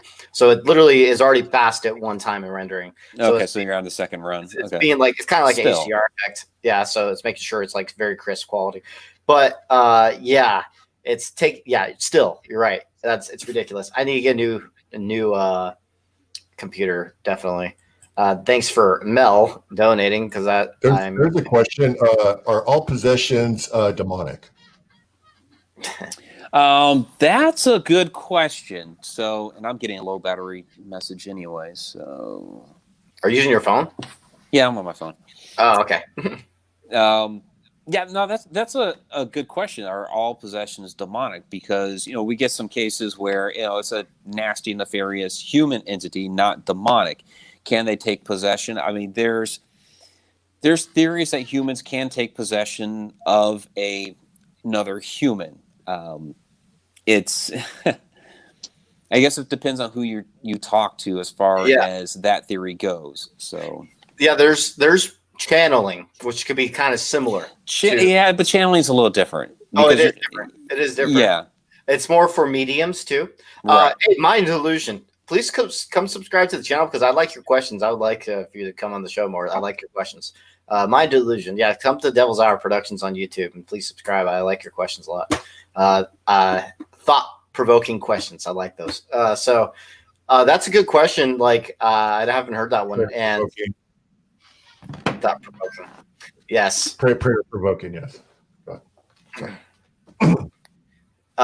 And yeah, I personally think that most of the time it would be something inhuman. I also don't say the word demonic too much because I don't know 100%. Like, oh, it's the Bible and stuff like that. I like to say inhuman is what I like to call them because I do believe in them. I do believe in inhuman spirits, but I'm not 100% yet. The reason why I had Devil's Hour Productions as my name is because yes, it correlates with the paranormal, but also my editing style. I like go for a darker tone. That's why I go for Devil's Hour Productions in that. And I'm not like a hardcore Christian or anything like that. I'm not 100% about these things. So it's he's lying. He just came from Bible study right before the show. So I just want yes, I was a prayer group. That's why he would. He took communion right before we went live. Yeah. Yes. Totally. Amen. But so people that wonder about the name and stuff like that, because I actually get that a lot. Do you worship the devil? I was like, because of the name. you get that anyway. You just put a video on YouTube about the paranormal. You get all the people coming out saying that you worship Satan and all that. I've been getting that for years. And it's like, really? If you knew my background, no. I'm just gonna start wearing cloaks to Walmart since I'm 6'4" and got the hand tattoo. I think it would just. When I was 18, when I was 18 years old, I was very Christian back when I was younger, and that's why I had this tattoo. Yeah. But like doing the paranormal for a long time, it kind of changes you. I have my beliefs have changed a lot. I feel like I change every year. I feel like I'm a different person every year when it comes to. You get a different perspective of it, but like for me, I would say I'm still spiritual. But my belief system over the years has certainly changed. But I'm still very spiritual. So I call myself. Okay, go on. Yeah, and no, I was just gonna say I think people kind of mistake religion for spirituality, and they think that if you're into spiritual things that you're a religious Bible beater, and that's just not the case. Yeah, it's not. Like for me, I consider myself a spiritualist and agnostic is what I consider myself, because I don't know on either side if there is God or isn't. So there's no proof for either end. So it's like I can't say I don't believe in it 100%, and also I can't say I do believe in 100%. It's so I'm agnostic for that reason. But the spiritual side, I definitely believe in spiritualism and in a lot of different aspects. I believe in energy. I believe that energy transfers when we die in a different way. So that's just me personally. I'm Catholic, so. Yeah, and he's Catholic. No, there's no problem with that. No problem with it. No, not at all. I grew up Catholic, so. So have you had anything follow you home? Because normally most questions we also get asked on comments. Yeah, I don't believe I ever have. I mean, there have been times I'm walking out of a haunted location, or we just did an investigation or whatever, and you kind of feel something following behind you. I'm just trying to say, nope, you're staying here. My kids believe, and they're grown now, but they believed years ago one time that I did bring something home, but it was actually my grandfather. So it was like, well, no, I didn't really bring him home. He was just decided to come visit.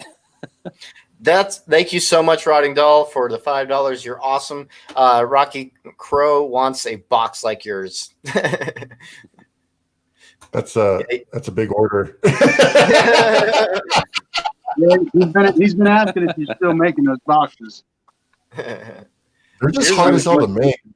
You know, finding the parts are just like, and tweaking it the right way. Those, man, to make a rock box, it took me 3 months to make the first one. If you ever watch like my original videos, they're not easy. They're not easy at all. Yeah, finding the box like what you have, yes, they're very few in between.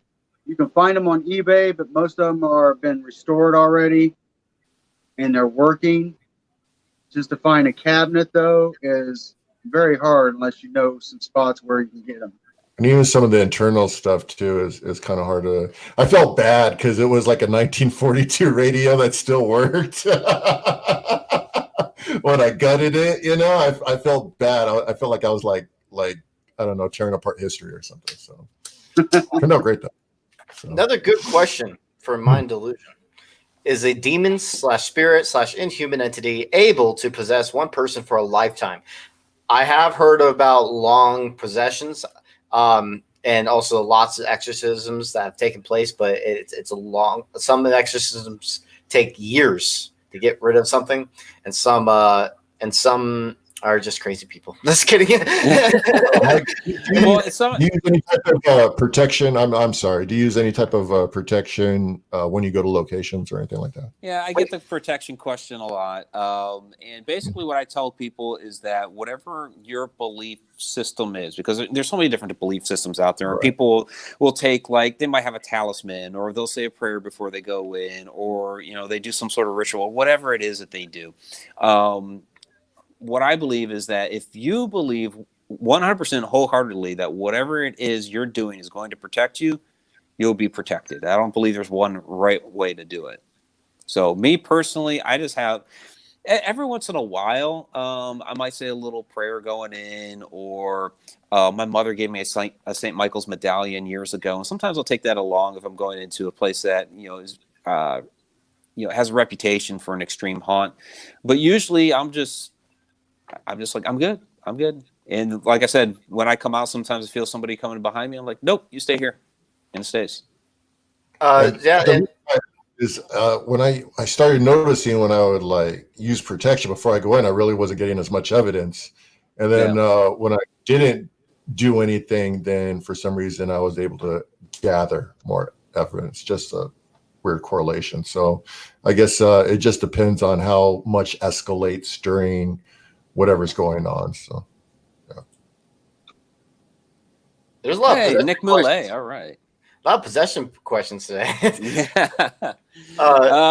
Hey, great to see you down there, Nick. Could a shadow person have the ability to possess a person? So, I mean, it would depend on really the type of shadow person. So, the one that we dealt with in Edmond, Oklahoma, when we had Carl out, that was a shadow person, a shadow entity with red eyes, and it was trying to possess her. Of course, that was something that was more on the demonic side. So, it could, but again, shadow people are all very different. So there's no like a shadow person. It's like, is there a type of shadow person that could? Yes, a demonic type of shadow person could possess. But the little wisp that runs across the room real quick, I have a hard time believing that one's going to. Or the one that's like your grandma that shows up and she can only appear as a shadow that particular night. And I don't think she's trying to possess you. Personally, I believe shadow people are a form of manifestation, and it could be from any type of spirit. I think I don't think it's just, personally, it's me, I don't think it's just demonic. I think that's it. Yeah, there's a lot of different types. Yeah, exactly. So I think there's demonic versions, I think there's human versions, and so possession of a person, possibly, because that entity could form into, especially demonics, they could form into whatever they want, or a lot of them. So in my personal belief, they mimic things, and they could easily, I think. Whoa! Oh, we just got rickrolled. Oh, wow! All right, stop it! We're gonna get copyright. Sorry. No copyrights. Never gonna give you. Yeah. It was less than 10 seconds. We should be okay. Yeah. And we got another question for Mind Delusion. can they act normal, or there's always something off or weird when we detect from those possessed? I have an answer to this. I would say that it depends on the case, because sometimes you don't even know about the person in that type of situation until it comes forth, and then sometimes they do give signs. I think it depends, but you can answer too if you want, Mike.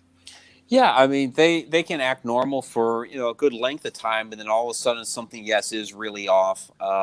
Like with Taliesin, she'd be fine for a little bit, and then all of a sudden she would just be very, very different and start acting very abnormal. And again, she was just starting to get into possession, was starting to enter that. She was more oppressed, and so.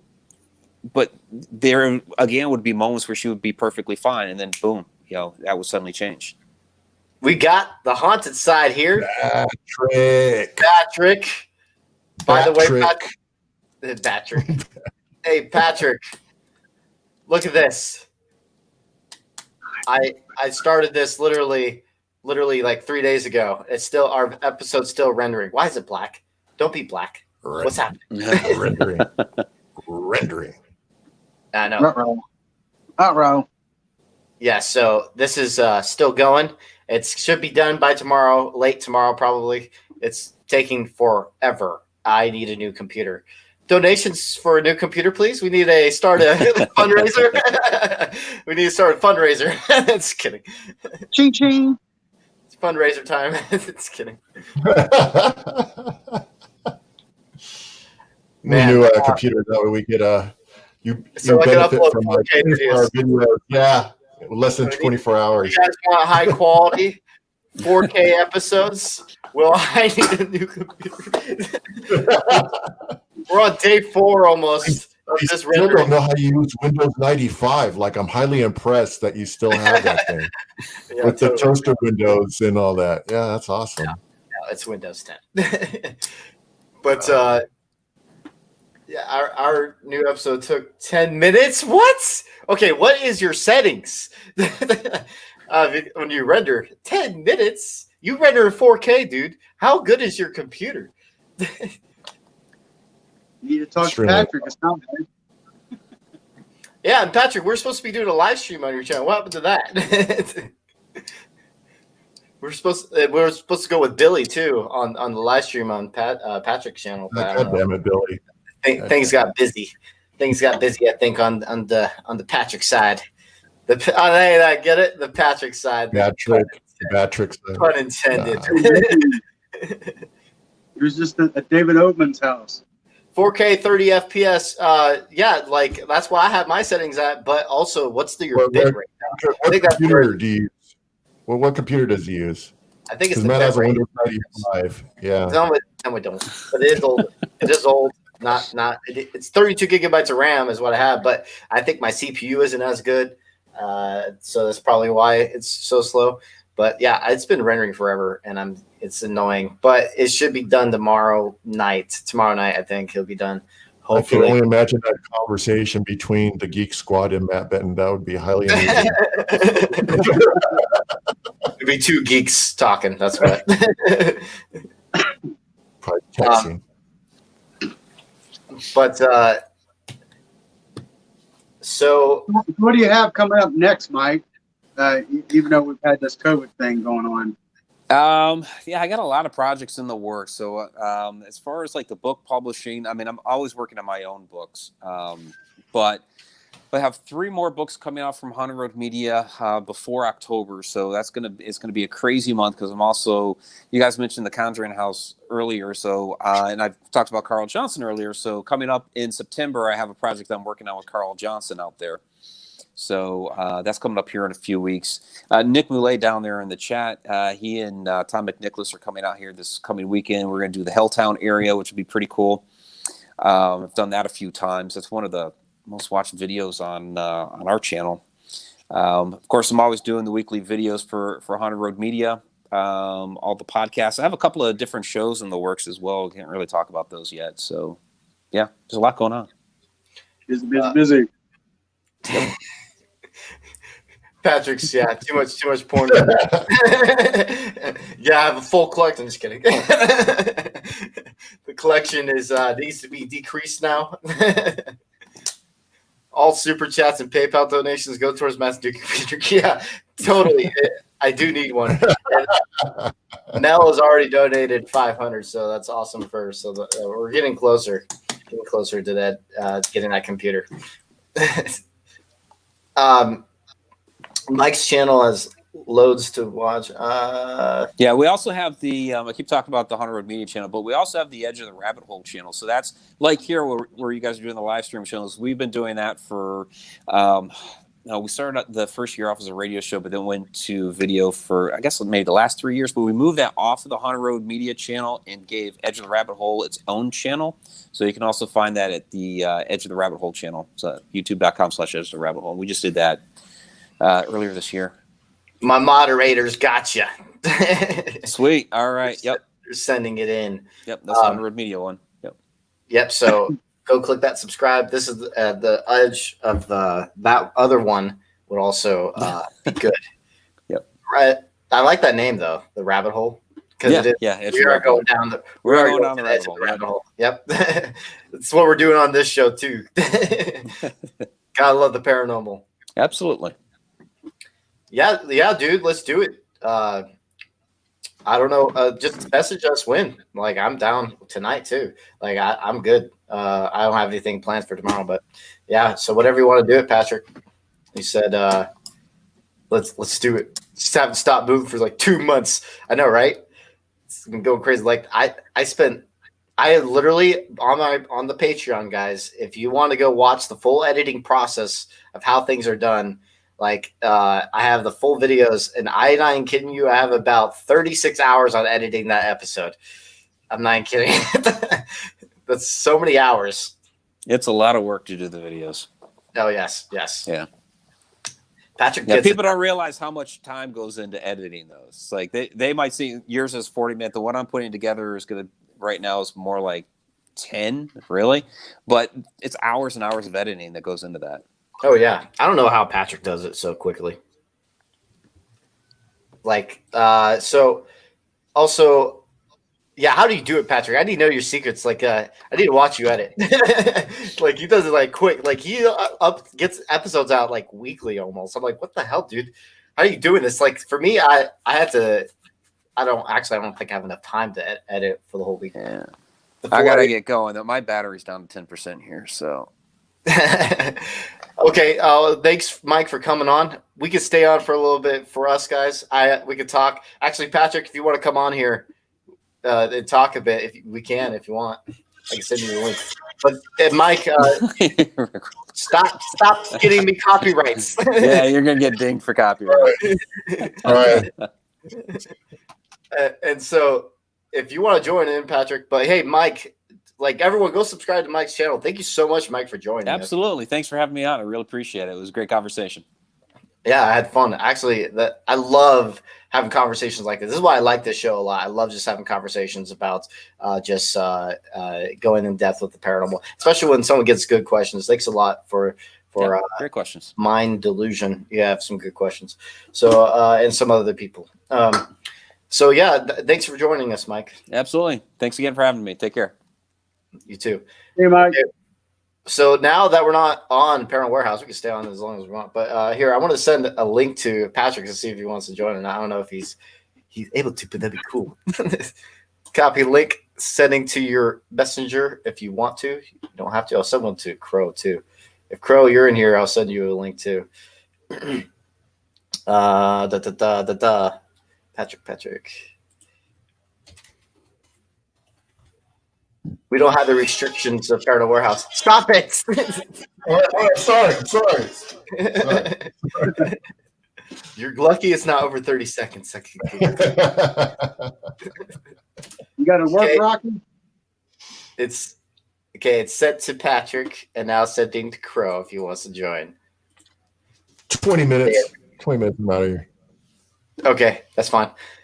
We got the Crow maybe, and we got the Patrick maybe. We'll see. Crow. You got to call him. Crow. Crow. You know, Everyone, I used to have a pet crow, so it passed away. It passed away. It ended up landing in my backyard, and I felt bad for it, so I'd go out and feed it. And then I even tried to find it, take it to the shelter, but since it was a bird, they wouldn't take the bird. So I just fed it, and then one day, the cats got to it, and I felt bad. I was like, but he lasted like a good 6 months in the backyard. Call them with the emojis. Call them with the haunted side and the Crow of Judas emojis.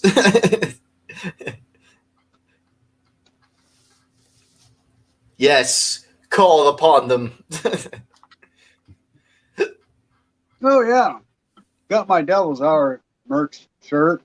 Merch links below. I actually want to get new ones because I finally figured out the right color scheme because it's a CMKY or something like that format is what they print in, and so it took a while to get the red right, but I finally got it right, and he's wearing the red right. Yeah, the red Yeah, right. me and Tanya finally got our shirts. We got our masks. Crow. We finally got our mask in. We're waiting on our coffee mugs. Okay. I just got a message from someone, and they hey, what was the message from? Okay, never mind. I like to order the other masks, the neck warmer type. Patrick's like, I would come in, but our emoji is a square, not a circle. The only issue with doing it as a circle is that when I put it in a PNG file, maybe if I make it lower quality, it'll work. But as a PNG file, it's not accepting it because it's too big. So I guess I could make it a lot smaller and make it work. So I'll change that for you. If I promise to change that for you, Patrick, will you come join? Matt, looks like Julie needs her hoodie replaced. Wait, what about? Oh yeah, Julie. So Julie has I've been trying to contact them, and they are not. I'm not getting in good contact with them. Like I thought Teespring was supposed to be 100% guaranteed, so I'm gonna have to. I want to buy you a new one, Julie. I will change it for you, Patrick. I'll just have to make it like lower quality just to make it work. Because every single time I try to add it, because I actually was trying to do that for PSPR for builds, and it didn't work because of the size of the file size. I could easily change that though.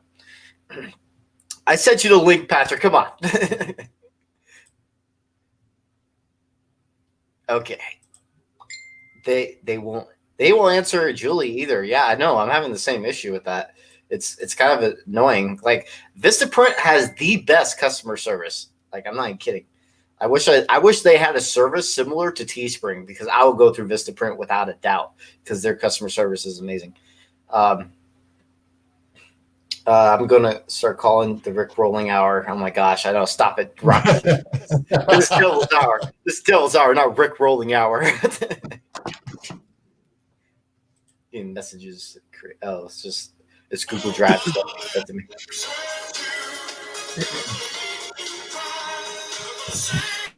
I muted him. Sounds awesome to me. If I get copyright for this, I'm blaming you. It's less than 10 seconds, so we're good. We're good. Yeah, as long as under so many seconds or so many minutes, under a minute. Oh yeah. I don't know. Yep. OMG. We'll buy merch, Patrick. By the way, Patrick, I just sent you the shirts and everything. You should be getting the merch soon. I feel like this comment just became a Yelp center. Everyone's pissed off at Teespring. So yes, I do see what you mean now, Nick. I do see what you mean. Patrick, get up. Everyone's calling for you, Patrick. Everyone's calling for you. Bad trick. Crow of Judas. Bad trick. Crow of Judas. I want to call it. They need like entrance. They need entrances. They need like entrances. Are you saying Patrick or Patrick? Patrick. Matt Bagans. Oh Matt Bagans. Shut up. Matt Bagans. I'm glad I don't have a nickname besides Shadow Man. he's like, thanks, man. And yeah, a Teespring is garbage. Yeah, I'm starting to get annoyed at Teespring. I'm thinking about switching over, but that means I have to make a whole bunch of shirts again. Oh my gosh, that would take forever. It would take forever, I don't want to think about it. But there is other services that are similar to Teespring that I found. I was like, oh man, I need to go call them, see which one answers and does great customer service first, and then like, I like you guys. Let's switch over to them. Because Teespring, for example, is not doing that. So I need someone that has good customer service. Like I need another. Stop. I really am tired of that.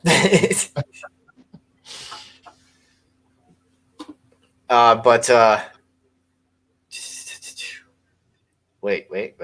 Nope. Let's call Crow. I'm gonna call him. Crow of Judas. Crow of Judas. I'll put him on speaker.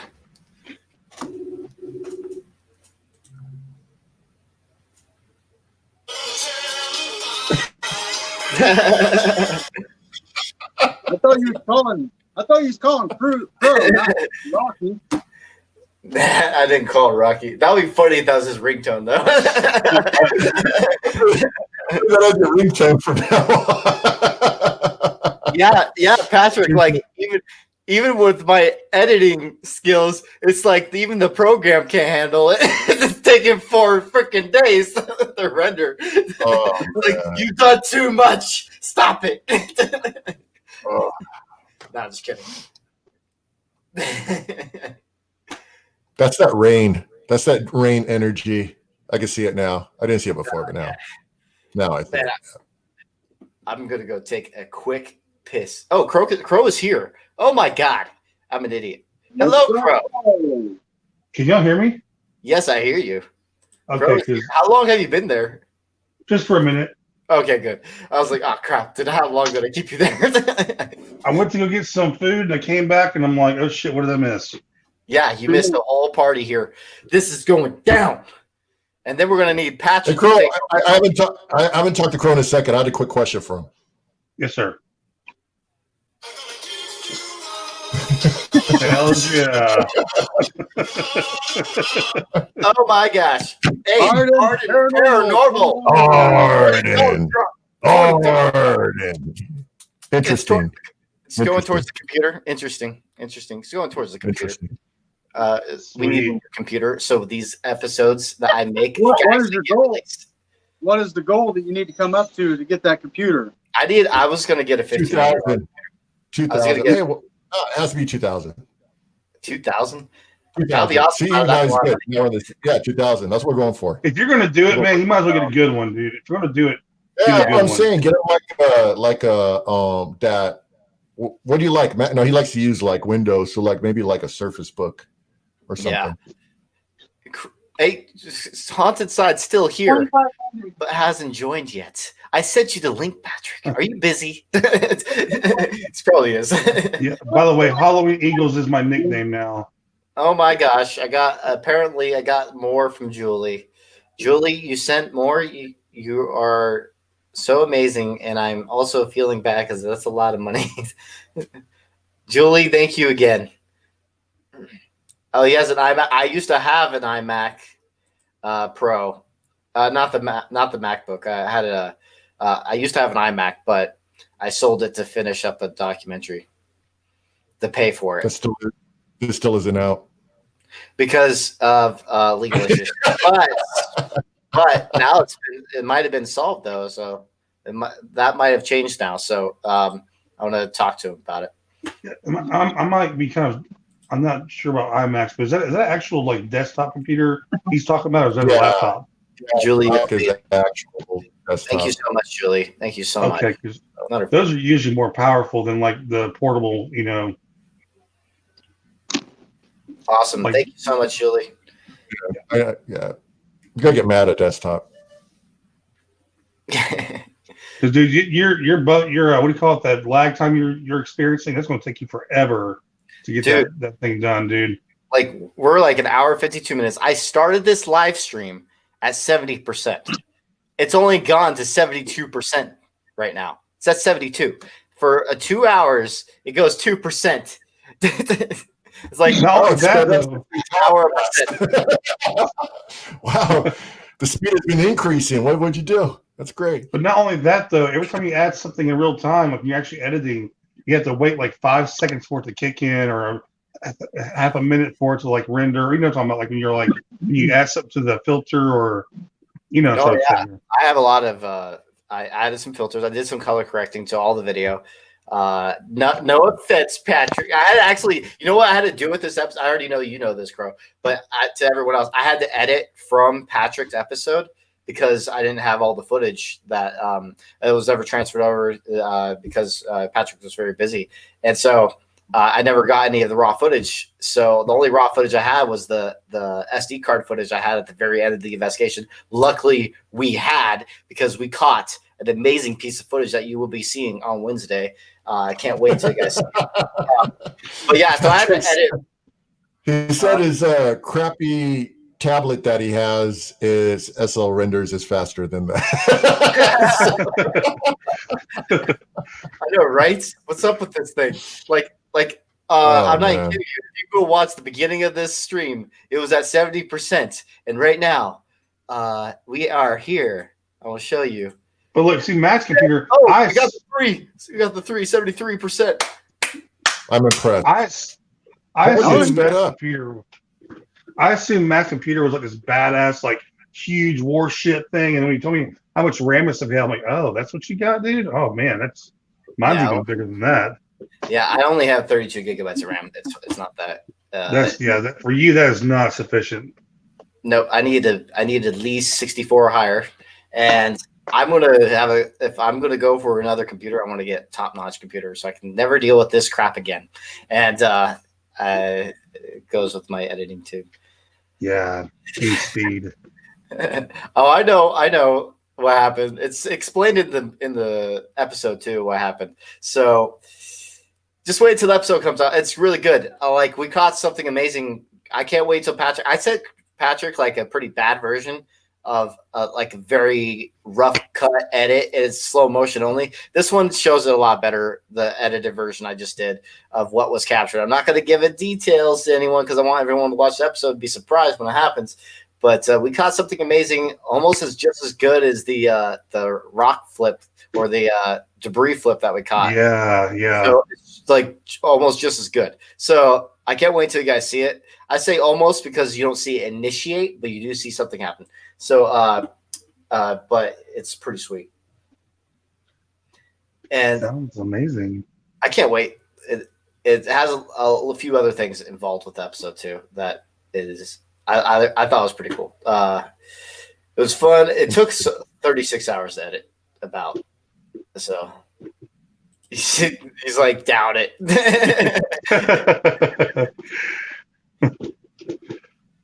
Yeah, totally. Let's do a Q&A, and hopefully Patrick joins. Well, there was a Q from a question I saw. It said, it's from Ms. Abba. If you guys had free airfare, what 3 haunted places would you go to investigate? Pavalia, number 1. Pavalia. And Chernobyl, number 2. Chernobyl. And whatever is the most active location from Patrick, because he gets pretty good evidence. So I want to go to wherever Patrick has had a lot of activity, because I would like Patrick to be there just in case if he's the one that sometimes initiates activity. So I want to use Patrick as a test dummy. Just kidding. I'm still down for. I'm having a tombstone itch. That one's on the bucket list, and it's like right next door. I think I'm gonna do. I want a tombstone, definitely. Patrick, be my test subject. Let's go to another investigation. Oh, we got another donation on PayPal from Francisco Sierra.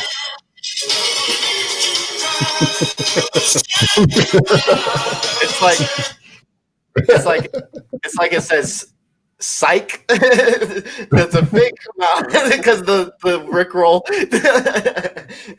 fake money. Oh, I wanted to say on Dwayne's and or Dwayne's and Rocky's spirit boxes, those were some great. That was actually very awesome. Rocky's, that was some full sentences. That was amazing, dude. Like back to back. I'm curious, Rocky. I wanted to ask you, what radio are you using through that? Was it an app on that session? It was an app in reverse. It was an app. Really?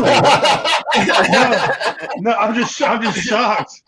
No, we're laughing at this. I think. Okay. Mars, the moon, then Pavilion. It's in reverse. I blew it. It's Solomon. Oh, okay. Oh, by the way, no problem at all, Frank. Any little bit helps. Thanks a lot, dude. No problem at all. Like, I was just curious of what you were running through the box at the time. If it was an app or radio. Yeah, Solomon. Yeah, it was Solomon. Because it was some pretty clear responses. Well, thank you. I did a good job. I'm just kidding. With Matt Payne. Just kidding. Well, it's pretty weird to know that the box was manipulated through that audio that comes from the Solomon app. Yeah, it's interesting. Because if you sit down and really listen to the app and what it puts out. Now, okay, question: was you using the IP stations or was you just using the app banks? I was using the stations. Okay, so it was. Never mind. It was in reverse. Like that box is made so everything that comes forward will come through the box in reverse, and then that's pretty amazing. That's pretty amazing, actually. That's what I'm saying. I believe that like the spirits manipulate frequency. That's my belief. And then for the next box that I'm making, I'm going to prove. I don't want to give it up, but the next box will be way clearer in what's going on right now. It took me at least like a good 4 to 5 years to make this current box. So I'm still not. Yeah. OMG. Well, that be reversed though, and to be that clear, that makes it even more amazing to me that those sentences were in reverse. Actually, if you hear my box like live, like you'll hear the reverse mode. Those are just the clips that actually came through clear. Now, like it'll come up a bunch of jumble, like for when like something that's coming through, it doesn't always come out that clear. And I want to say like that's one of the 2 locations I've ever had the box give me direct responses like that. So wow, okay, that's the best I've ever had the box. And to tell you the truth, what's weird about the clip that I did that in my bedroom at my mother's house the day after me and Tanya did an investigation at a location. I woke up that next morning. I was like, I'm going to turn this box on. I started recording, and I noticed I had my light on my phone. I didn't want it on, so I stopped and recorded again. As soon as I hit the record button, and the box said my name, I'm like, wait a minute. Now I didn't get freaked out like you hear most people go, "Oh my God, what the fuck? It said my name." I didn't freak out. Okay, some people does. I did that with Banshee. When Banshee came out, I started freaking. Well, because I mean, I've had the previous box, box that I just sold, the Franklin radio box, the brown one I had it say my name using the SB7 spirit box a few times at different locations. But when I did this session with these boxes, I built some boxes for a lady that I was working for, giving tours. She funded the money. I built some boxes for her. I came up with the idea by researching some people on YouTube that built boxes and put their videos out there on how they built their boxes. I built my box boxes that I was building out of some ideas of theirs. So That's how I think did the same thing. did I I was think seeing what that people were the doing, box and was then actually going to freaking work? I wasn't really sure if it was going to work. I would love to go to Australia, investigate out there. That'd be awesome. Oh yeah, I like to go investigate Australia and talk to some Australian ghosts. Yeah, I'll go. that's get a into horrible Australian. That's a That horrible- was the worst. That was the That was worst the worst Australian Australian. officer. I think I sounded Canadian more than Australian. So, yeah, that's not it, buddy. Like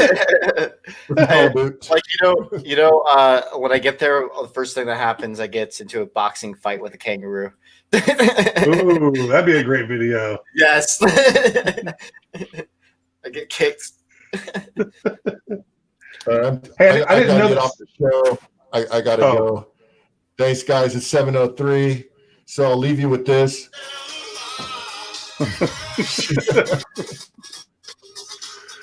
Do Rocky shout out. Oh, you didn't get to do his shout out. Well, too bad. Just kidding. Well, I'm shocked that you can use the Solomon app. Like when Dwayne was asking, could you use a voice bank or the actual signal? So you have an option on that app to use either one. Yes. Yeah. I did not know that. Yeah. There's multiple options. Interesting. Yes. Interesting. I think I need to get the shirt up. I need to get that shirt made. Arden, I think I did see your video. I'm having a brain fart. I can't remember what it was. I know it was funny. I'll go back and check it after this. My day's a blur. I'm so sorry. I know it's so true. Already got choked out. Yeah, no kidding. By an MMA fighter. MMA fighter, Ghost Hunter. Next video, Ghost Hunter versus Kangaroo. Yep, something I would do.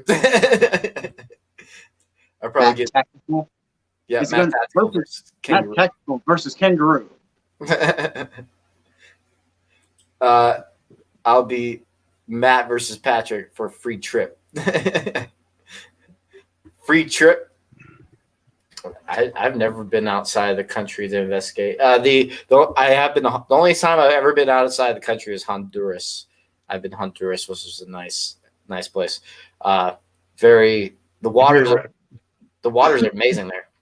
They're better than, I think, Hawaii. I've been to Hawaii too, and I think they're better. The waters are better in Honduras than it was even in Hawaii. It's super warm there. The water was. Yeah, you just want to be caught. You just want to be caught in certain areas of Honduras at nighttime. Other than that, it's pretty. You don't have to pay that kind of money. That's a lot of money.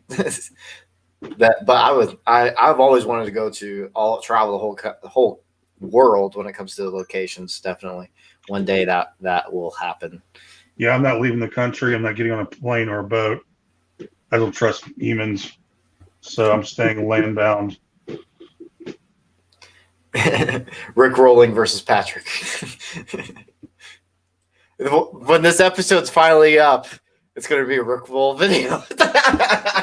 Premiering. It's going to premiere a Rick roll video. Everyone will hate me. I said it's been rendering this whole time. and then a Rick roll video comes up. Oh, yes, Arden. That's right. The Chucky doll. Yes. And I also have a new doll on the way pretty soon. It is coming out, not coming out, but it should be in the way tomorrow, hopefully, if a certain person is listening. And I'll just leave it there. Man. You guys talk for a second. I'm going to go pee real quick.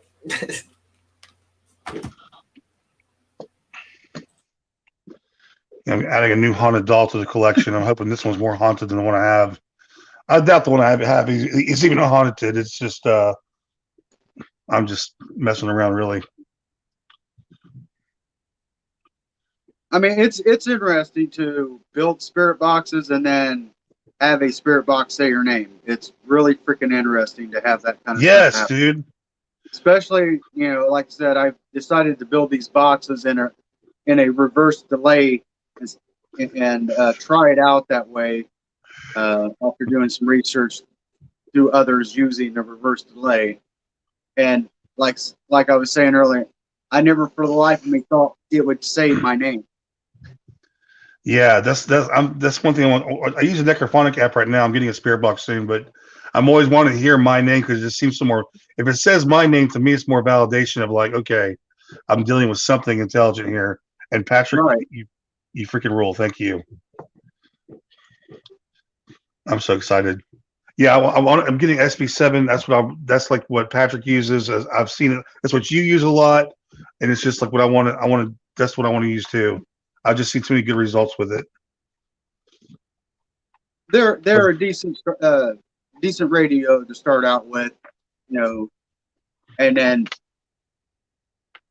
adding the noise gate pedal, Yes. and a delay or a some people use reverb, or you can use a echo, but it just adds the effect of giving you the choice of having it to repeat to where instead of just the word coming out once and then being drawn out by reverb, to me gives it kind of a creepy sound. Yes, I like the delay or an echo that can give you the option for it to repeat. So when it comes through, it'll repeat itself a few times. So Me too. when you play it back on your video, audio, however you're recording, you can hear it and then depict it, unless you hear it audible, which sometimes I don't hear things right off when it's being played. I have to go back on my video. What's going out tomorrow? And then depict it. Yeah, and like, yes, some people are going to say that's pareidolia. A lot of people are going to. Yeah, like I like the split the difference. Like too much reverb, too much obviously too much echo to me just oversaturates it. But if you can get that little middle ground where it's like enough delay to where it repeats enough, and it totally, dude, I'm with you on that one, man, as well. Yeah. So just a spirit box alone is just not for me. Is not enough now. It's just that static is just. I can't stand it for one thing, but you get better results when you actually add the effects to it. I wanted to build a box that had the gate in it to bring down that white noise, so it's not hurting people after 5 minutes of listening to it. Because after you listen to a spirit box for 5 minutes, yeah, you're and people using headphones and doing it. Man, after 5 minutes of doing that gives me a headache. I don't know about some people, but it gives me a headache. I will look into him. I don't know who he is, but I'll look into him. I'm trying to schedule new people all the time. Already got Patrick. Already got Crow too, just to join along on one of them too. So that's cool. Now he's on again. Yeah. Go subscribe to his channel, by the way. Crow of Judas. He's a debunker. He debunks people's channels. My very well, I'd say I haven't been doing too much of that lately, but I'm trying to, man. I've been trying to broaden my scope to hit different audiences lately, because to rely on a debunking video every time is really hard. And so I'm trying to put more of those out there again. But yeah. Patrick says you also get better results if you don't program your box to say certain words from your computer. So true.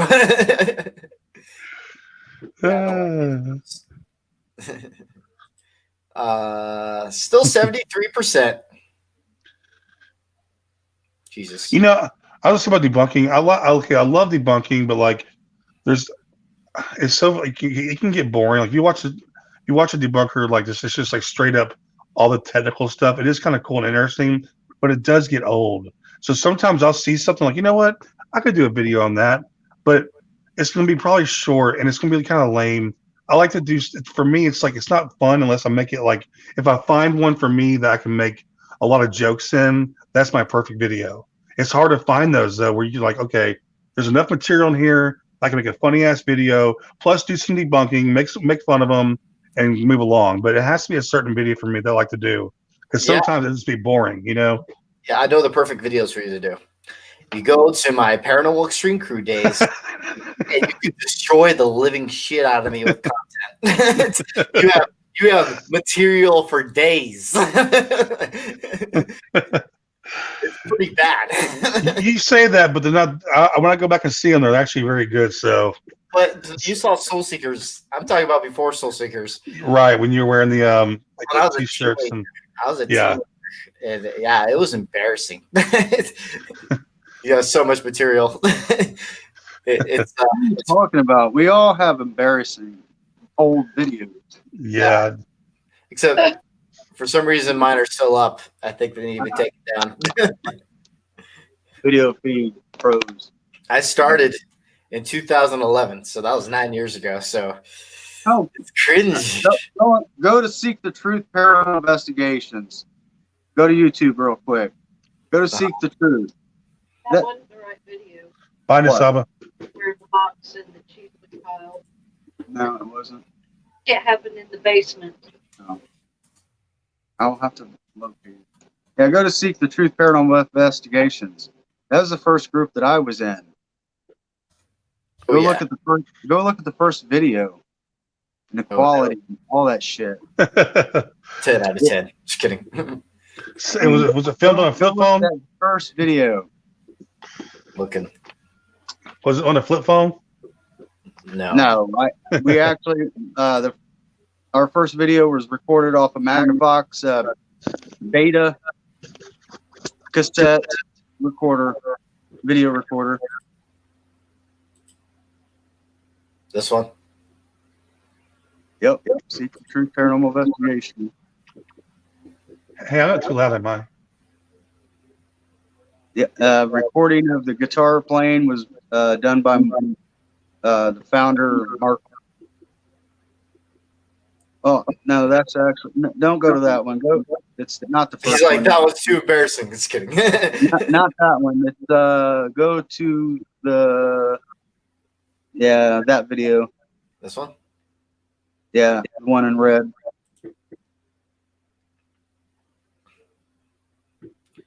I think that was one of our first actual main. You guys, the truth, paranormal.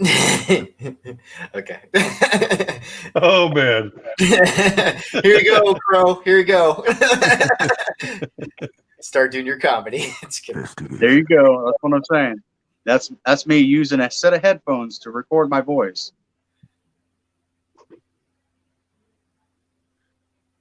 I got that song stuck in my head now, Rocky. Thanks. Wake you up.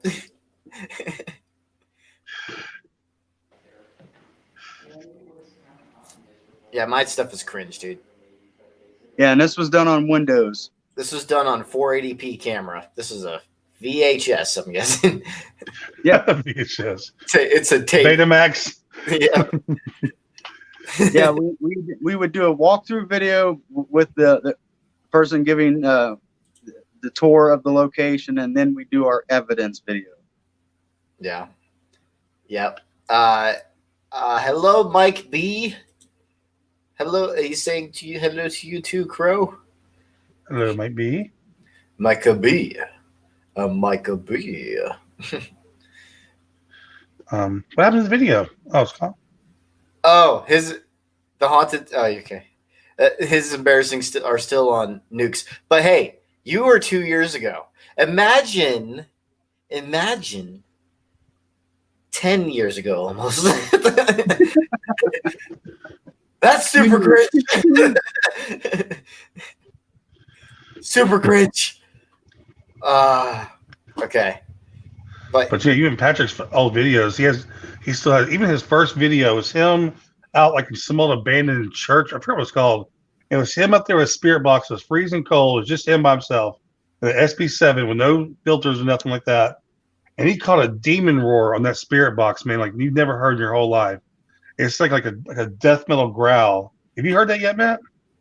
Yeah, I did. It was amazing. I mean, it's like you're thinking like he's going to catch anything out here, and all of a sudden, like bam, like it was creepy.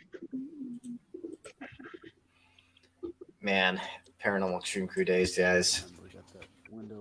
And that was his first episode. See some embarrassment here. Oh, here we go.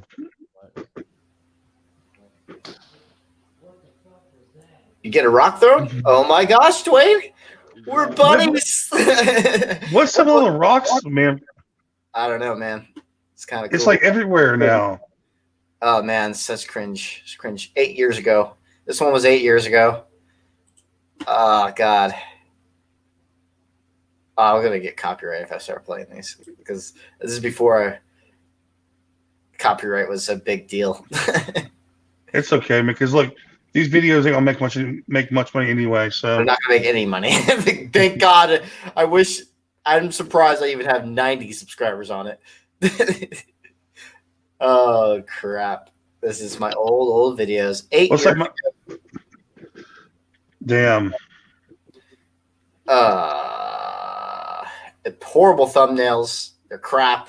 All of it's crap. I am surprised. These, yeah. Wait, are you probably better than mine? They're probably better than mine, dude. My thumbnail game sucks. Like I'm surprised that one of these videos actually have, I think it was 2K. Like this one has 2K views. I'm like, what? No, no. It's making me sad. This is back in 2012 days. Play it from the beginning.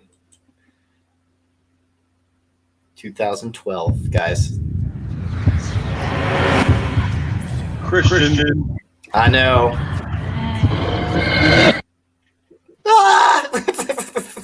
Oh my God. No. Oh God. Look at. No. Let's see some more. Come on. Let's see more. Just like, welcome to the Palomar Hotel. Oh my God. There's been reported to be a lot of EVPs that's happened in here. It's not bad. Not today. And there's also been one report of a full body apparition. Hopefully we can catch that, but I hear that the full body apparitions in here is very, very rare. So. Oh my God. Let's go check it out. Shut up. Oh God. I'll be going back tonight and watch these. No. You're gonna do a video on it. Then you're like, yeah, you destroyed me. Let me see some more. What's happening? I'm like, let's have a video of you unlocking something. I was very immature back then too. I want to speak to the spirits in this house. And I whisper. Why did I whisper?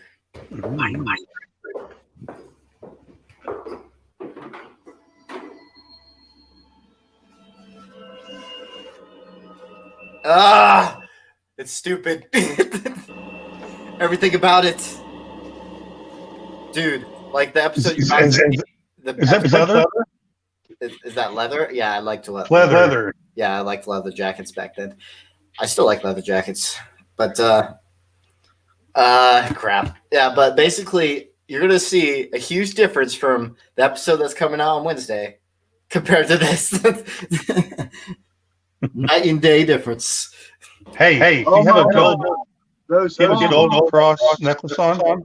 Yeah, I like I said, I was Christian back then. That was a crucifix I was wearing. It was a Saint Benedict crucifix. I used to wear it all the time. And that's why so echoing? I don't hear him echoing. You don't hear him echo? Yeah, I didn't hear any echoing. I guess it's on our end. Yeah. Hey, Matt. Yeah, what's up? Matt, Nick, you said something about coming through Indiana. If you want to, You want to meet up early, depending on your schedule. Okay.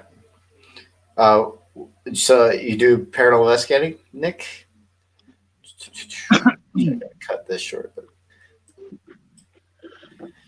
But yeah, it's Julie hears an echo too. Yeah, I don't know why you're hearing an echo. I think it's gone now. I think when you put it in the screen sharing mode, it had an echo for some reason. Yeah, it had an echo when it was in the screen sharing mode. Yeah. For some reason. Patrick just sent me a cringe video.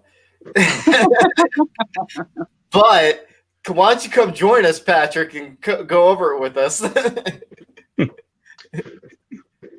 He might be with his kid, but let's go check this out, shall we? Probably doing the daddy thing.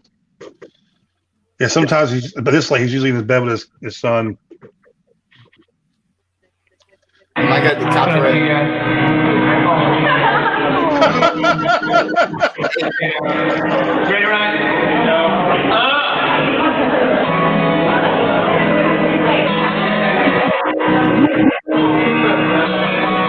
Yes, they should. They should have like so much thing.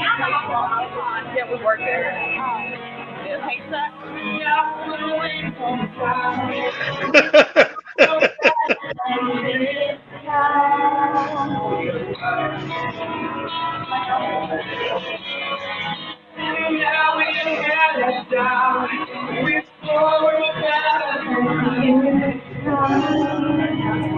I don't see why it's so bad though. It's old. Those sleeves, dude, got me. I don't know why those sleeves got me. It's 2008.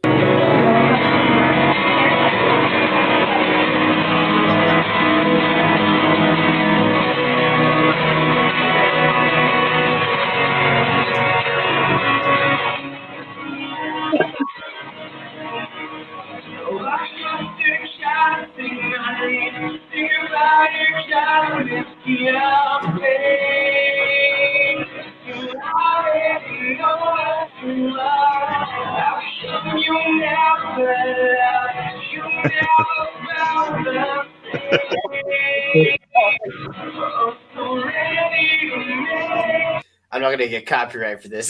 That's kidding. I think the quality's too low for that.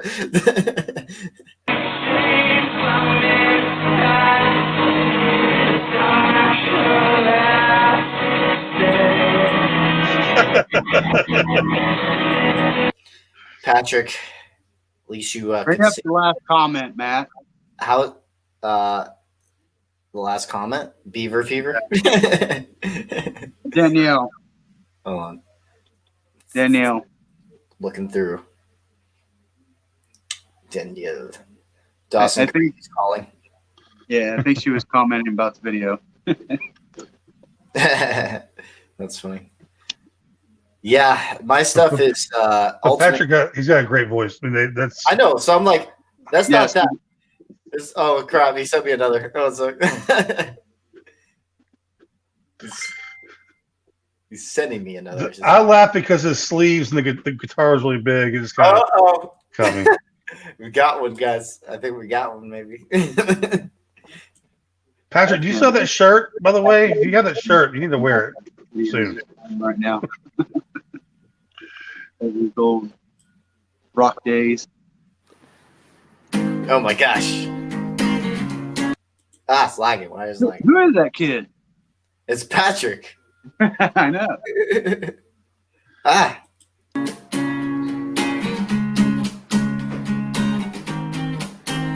See you driving around town with the girl I love, and I'm like, forget you.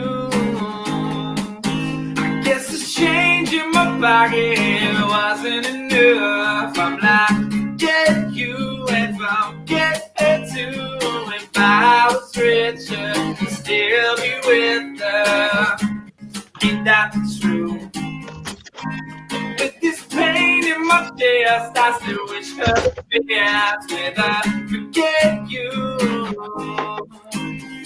I'm sorry. Hey, I don't even think these are that embarrassing. He knows how to sing and plays a guitar. What the hell? Mine's embarrassing because I say stupid shit. I say stupid shit and that funky funk. And the editing is horrible. Yeah, that one sounded good. I'm sorry. That sounded really good. So it's funny that this is cringe to him, but to us, it's like you're showing off, bro. You have skills. Back then, my shit was the cringe of the cringe. I say stupid shit like you're like, what? Oh man. Patrick Allen Shorelines and freaking. But yeah, like I would say like some things were kind of decent back in this day. Like I would say like I think my first intro was okay, not too bad for how early it was. I think it was on this one. I don't remember which one it was. I think it was this one probably.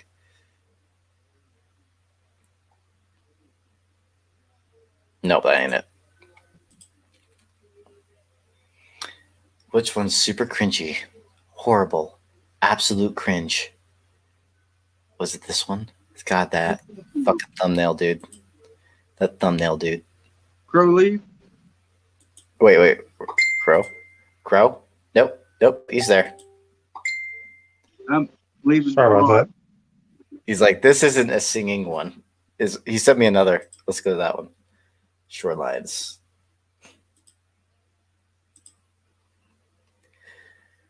That's hot. Hey, David Raymond. Shoreline's in. Hey, Patrick Allen. What's up? Hey, how are ya? All right, so.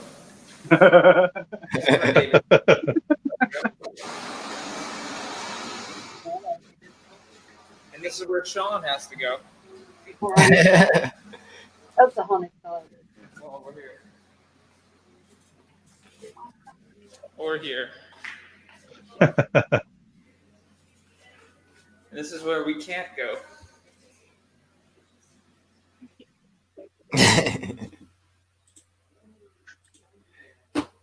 He was a rebel back then. A rebel. A complete rebel. Like I would say, I actually got this part of the video, this audio, I think was from Dakota Layden. I think I stole this from Dakota Layden when the sound effect.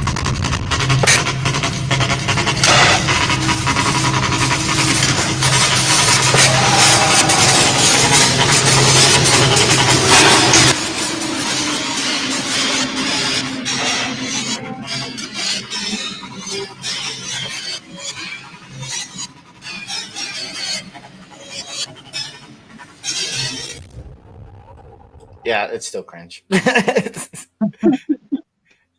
still bad. Never mind. First off, that needs some more contrast.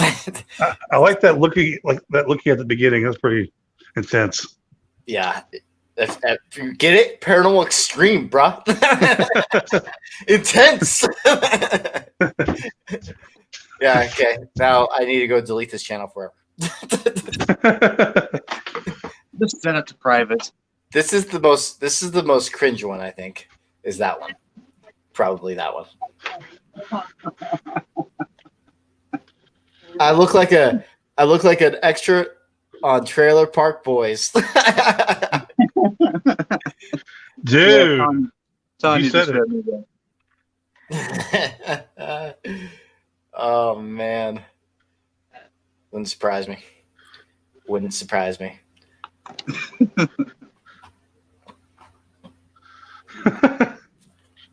God damn. It's kind of true. God, this is so cringe. This is the worst one. This is the cringiest one out of all of them. Okay. I don't know if I can play the whole thing. It's so bad. I don't know if I can make it. What's up with my internet? Okay. This is my destiny. Shut up. Ah, God, it's so cringe. Stop hitting pause. Ooh. I have to pause. This is like music copyright here. My name is Matt Benton. In my crew, Stephen Dotson and Justin Arnold. Oh, I had to make a pause because of copyright reasons. Man, y'all were really young. Oh, I told you I've been doing this since I was a teenager. Dang, man. Long time I've been doing this, but y'all are 18 there? Huh? 9 years. 9 years ago. I was like 17 when I first started making videos. I was started in 2011, but I started actually editing videos more in 2012. But yeah, cringe. and they will follow me on my journey. Oh God. It's pretty All bad. I gotta say is I mean, You look wanna a watch lot my- better than Seek the Truth. You want to see my first video? Let's go. We're getting everyone's cringes in. Everyone's cringe. Oh, you know what? Never mind. It's not on there anymore. Line. Never mind. You're like, no, this is an excuse. Here, let's go to Crow of Judas. It's the earliest video he has. Oh God. I know. I went to a top 5 phase. Videos. Actually, the oldest one on there is the homicide. Oh. Well. It's time to shine. It was only 7 months ago. Jeez. You did delete all your videos, didn't you? Actually, this is about 11, 12 months old. I re-uploaded it. Oh, okay. That penny. G mobile hit of 2019. Now cross. 2 cents in the bank. 875, and we're back. All right, let's get this flowing, guys. Okay, so tonight we're going. This is Arnold. Arnold? Hey, look, bro, it's your twin. Arnold, is that you, dude? This is Lego Papa TV. Yeah, who are you? Hi, welcome to the Call Judas. You are watching Call Judas. Enjoy hot avocado oil. Put the cookie down now. Holy crap, dude. Can you believe that? Arnold Schwarzenegger? Man, I appreciate that, dude. What a great shout out, man. Whew. Okay. Just let you guys know out there, no, that was not Arnold Schwarzenegger. That is my boy, Levy, with Lego Papa TV. He's Levy with Lego Papa TV. He's hilarious. So scroll on down, click that link, and go show him some love. Come on. I see you. So I get this question a lot in the comments. So who do you suggest watching? Who do you like watching in your off time? How tall are you? Do you like JCPenney's? Yes, I do like JCPenney's. What's your favorite toilet paper? I don't know. Cottonelle. Thanks for asking. Figure, why not make a video on somebody that I watch on my off time that I really love? I mean, I watch a lot of videos, but there's a few that are in my top 3. And these guys I found a few months ago. They're called The Haunted Side. And there's 2 dudes, Sean and Patrick. Sean is the guy behind the camera. Patrick is the guy in front of the camera, the lead investigator. Now, Sean, from what he said in the live, this is pretty cringe. documentary filmmaker. Do you want to keep going, Crow? Patrick has another one for me to review. The blue pill, the red pill. The time, or it's what he specializes Red, in. just kidding. So the video work is just superb. I mean, grade A. Now, Patrick, the lead investigator, what's cool about Beginning of the bromance. Yes. That's what Patrick said. If you want to keep going, I can. Oh, wait, is this the equipment review he's saying? Oh, okay, never mind. It's on the haunted side is what he said. this is that since he has a cameraman, it lets Patrick kind of be free in the field, you know? He can kind of get loosey-goosey with it, you know, a little juicy. I'll stop now. And equipment, man. Some really top of the line shit. And look, when you spend a lot of money on equipment like these guys do, you're not going out to find fake evidence. You're getting this kind of equipment. You're spending all this money to find evidence. They have great locations they go to. Great fucking locations. From what I hear in the live stream, they said they were offered TV shows and they turned them down because of control. I guess You should forward if you're going to play it. control how they run their show, and that's awesome. Now, some of the equipment they're using, you might have seen in other TV shows and stuff like that, but I personally don't watch a lot of the TV show formats. It's because nothing against them. I just don't like that format. I like the YouTube format better. So to me, this is kind of the best of both worlds. And once you start watching these guys, you can freaking binge watch them. I'm just Yeah, showing dude. you a couple of videos, okay? So I implore you to go back and watch the full video in length, but I'm just showing you a couple that I liked. You freaking binge watch them, dude. The quality is lost. The haunted side. Wait, actually, hold on. Oh, you had 360 back then? That's cringe right there. 360p. 360p. That's cringe for me. We travel to Silver City, Nevada to investigate the Donovan Mill, a 129-year-old gold and silver processing facility. The dead people here, or the souls that are still here, they really love the place. I really believe that, and I believe that they did a lot of hard work here, and the family that owned it. Backbreaking work. Right? And the foundation is doing Backbreaking work. right? And the foundation is doing such a good job. Versus 3 years ago when we started, this was nothing. This was all covered up. We couldn't even hardly walk in here. So let's go set up some night vision cameras. Why do you look high in this, Patrick? Your eyes look. A couple of the hot spots that Mama J was telling us about. Let's get this investigation started because I'm already feeling some enormous amounts of energy. Yeah, he's feeling things all right.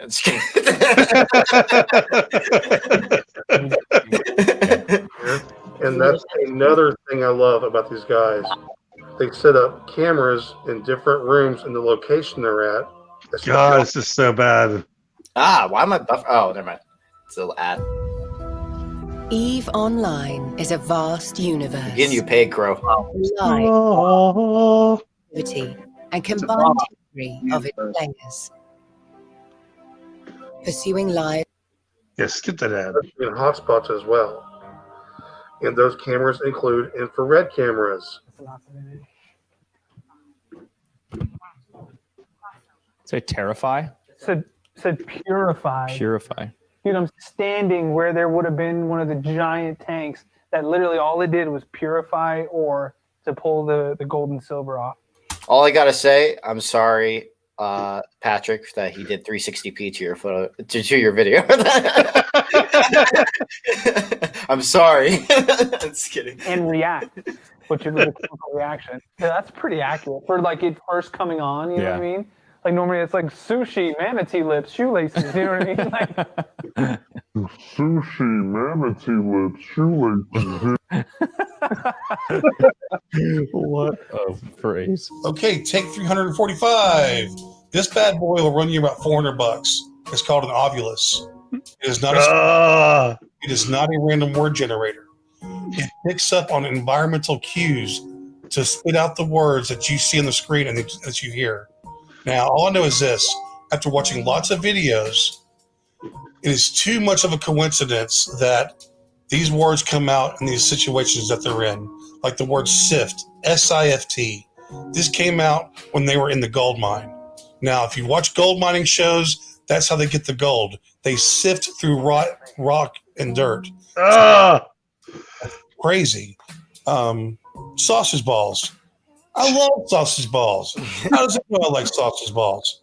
It's just amazing. But that's just a joke. That was me. But for real, if you watch more of the device, you'll become a huge fan of. Thanks for explaining it.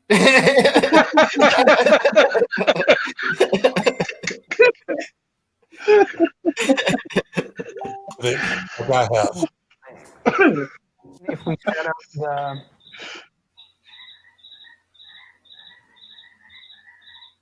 Did you hear that? Can't hear anything over these freaking frogs. Dude, I heard a kid, like a laugh, but it was like a little girl or like a little kid just go,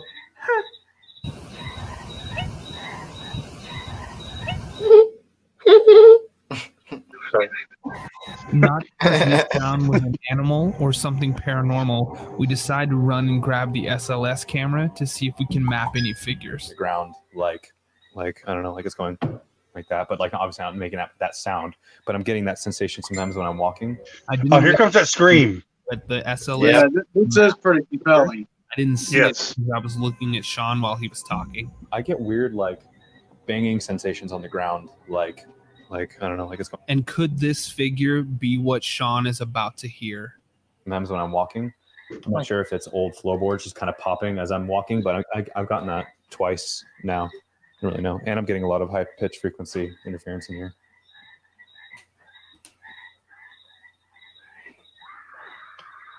Whoa, what the was that? What? I have no. What the okay, What did you hear? I don't know, dude. I don't know. That I don't know scream what is that so was. It's mapping somebody over there, dude. Is it? It's mapping somebody over there. Dude, I heard like a blood curdling girl scream, like it sounded like it was in the distance, but I don't even. Dude, I didn't hear that, but it mapped somebody right there, Yeah. and it was almost like they were sitting here and their legs were down. Yeah. Okay, Julie, thank you very much for the donation. See you later. Thanks. Like, I don't know, just sounded like that long? Like, yeah, like really long and drawn out, but like in the distance somewhere, like outside, and I'm still getting a ton of static in my audio. That was very, very spooky. Whoa, what the? That's crazy. Whoa, what the? It's like a blood curdling scream. It really is. So cool. I want more of that stuff in my life.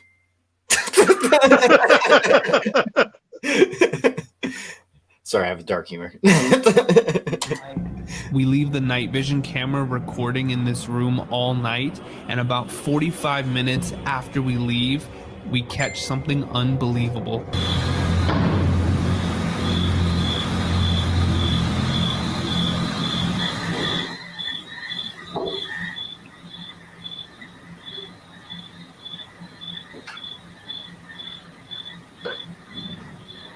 Whoa. Damn, now I just want to see that in 4K and not 360. I want to see that shadow. I don't even think you showed this on our show. That's a good capture, Patrick. That last time. Yeah. Our live. Yeah. So that's when. Yeah, totally, dude. Yeah, that's cool. I see it all pixelated, but it looks cool. It's weird being on this end of it. You know that? Yeah, I'm now going after you. Now you have to go after me. Totally. Yeah. Okay, So bro? this is awesome. Yeah. Now you have to go after me after this.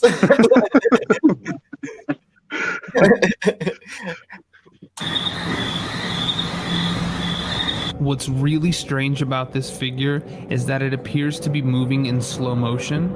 Here's the same clip played 3 times in fast forward so you can get a better idea of what the movement would look like in real time. Dude, that's so cool. Yeah.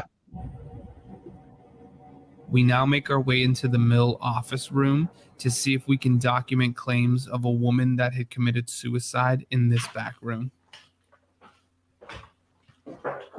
This is where the spirit box session was at. That changed my mind about spirit boxes. Literally, this session right here that's coming up very soon. SB7 spirit box. It's going to randomly sweep through radio frequencies because it's believed that spirits can actually speak through that white noise. We've got a noise canceling pedal here. It should pull some of that static out. Okay, he uses the SB7 Spirit Oh Box. God. Newer version SB11, but he prefers the old one. He said, I guess he gets better results. But he also uses a noise canceller. It's a little green box. It's usually used for guitars. It gets all that background noise out. So what it does for him, it reduces all that static and all that loud freaking racket, man. It makes it so much better. Oh boy. I've been obsessed with belts for a long time. It's funny when we get Belt every annoyed day, of our and own there's ads. like 3 things that show me. EVPs are so freaking clear. And if you're listening to this on the phone, try to watch it on your TV at least once, because these next EVPs are TV clearer on a TV versus your phone. I recommend don't watch it on TV because I 360 know, dude. What the fuck was I thinking, man? 360p on TV will be like total pixelation. Oh God. Cute little kitty cat. It's so freaking cute. Look at it. Would you look at it? And see if anything will come up. Wow. I think you were talking about sound though at that time, didn't you? So it makes sense. What is my computer doing? It's saying computers always listen to you now. That's Google trying to. That's the NSA right there trying to get some information from me. Ooh. No, just kidding. Oh. I don't know if you saw what popped up. And it sounded like it said, Oh yeah.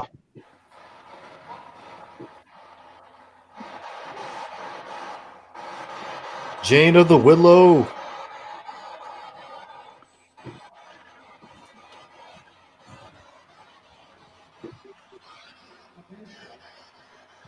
And they left the stuff in the spirit box. They weren't even in the room when it happened. And that's the director's name, dude. Christopher. Oh, that's who's with us. Okay, so if there's anybody in here, we're going to leave this box set up. You can come and actually communicate through that.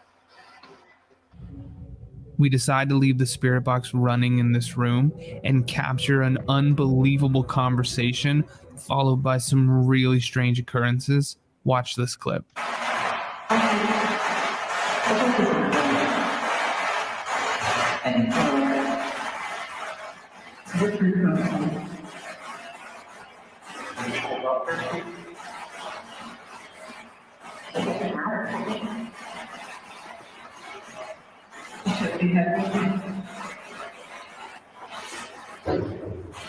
Oh, that's cool. What's really compelling about this is that the light anomaly appears in the middle of the screen and flies towards the door, and that's when you hear the door slam. Stuff like this is what actually makes me rethink about orbs, because I've also captured some interesting orbs that just like some weird ass coincidences, or if it's actually an entity doing it, when that's actually the form of it sometimes. And what's so hard about it is that you can't really differentiate dust or actual orb, which is the hardest part about it. But it's so interesting when things like this happen. I find it interesting. Yeah. Wait, this one has rods to it. I wish I could watch the 4K version. Just kidding. I'm doing the same joke. Green appears in the middle of the screen and flies towards the door, and that's when you hear the door slam. Here's the angle captured from the night vision camera we also had rolling in this room.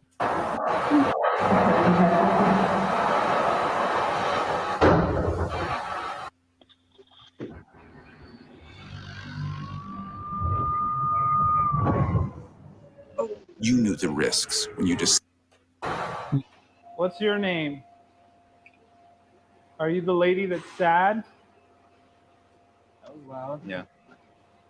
Yeah, look, I looked over and this is what I saw. Oh no. Gateway. Gateway. What's the gateway? Is this you can use as a gateway? Did you hear that? Yeah, it sounded like some stepping, like some boom. I want to like put lady. Oh my God. I was about to say that. I want to put that lady's picture on top of this chair where the spirit box is, and it says lady. Yeah. Do you want me to put that picture up there? Closer to the gateway? Would that help you? You get cold. Are you cold? Haze. Uh-oh. Can you tell us who is this woman?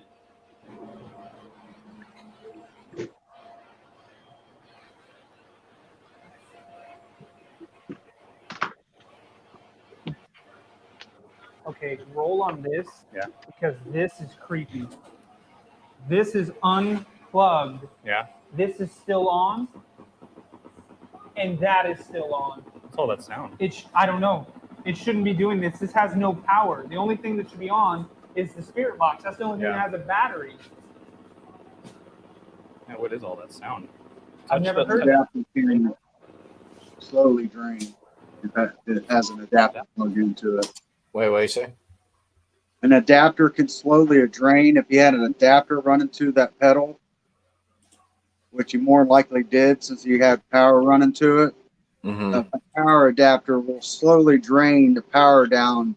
Oh. Which leads the pedals still having power until the adapter slowly drains the power completely down. It's the capacitors are in the adapter putting out the power outage. That makes sense. Right. So it takes it close to 30 seconds or so before the power completes. Drains out. Right. So I'm just wanting to put out that as debunking that not being paranormal. Right. That makes sense. You know, I was thinking about making a whole video of me roasting myself from my old age, a young age. That'd be funny. Hey, Patrick said, "Good call, Dwayne." OMG. It's coming from that. We leave the spirit box unplugged, but leave a night vision camera running in this room. Oh, this is cool as hell too, dude. Something terrifying. It's Crow. It's terrifying. Just kidding. I actually lost the audio to this video. Had lots of computer issues and stuff, so it was probably the ghost, spirits and demons. Oh God. You never know. Anyway, I was probably being like really cool right here, really spot. Then I was probably doing a really cool joke after that. Anyway, this next clip actually made it to Nuke's Top 5. Congratulations, guys. And here it comes. 1, 2, 3.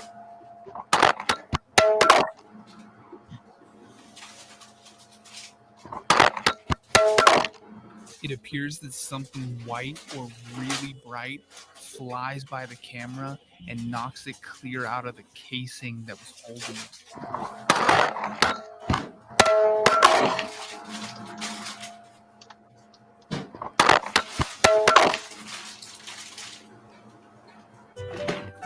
Well, that's it, guys. And I appreciate y'all watching as usual. Oh God. Here and subscribe. Oh, man. Is it noisy on my end right now? And oh, nope, don't see that. I hate my voice, dude. I swear to God, I can't. It's hard to watch my shit back. At least your facial expressions never change. True. Thank God.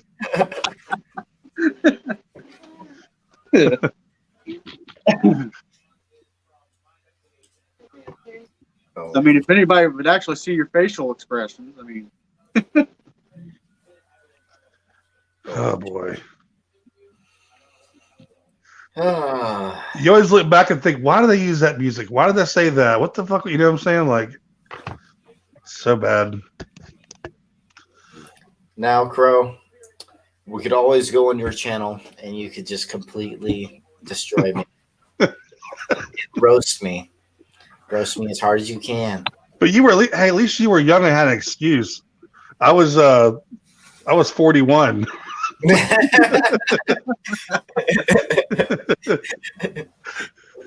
Oh man.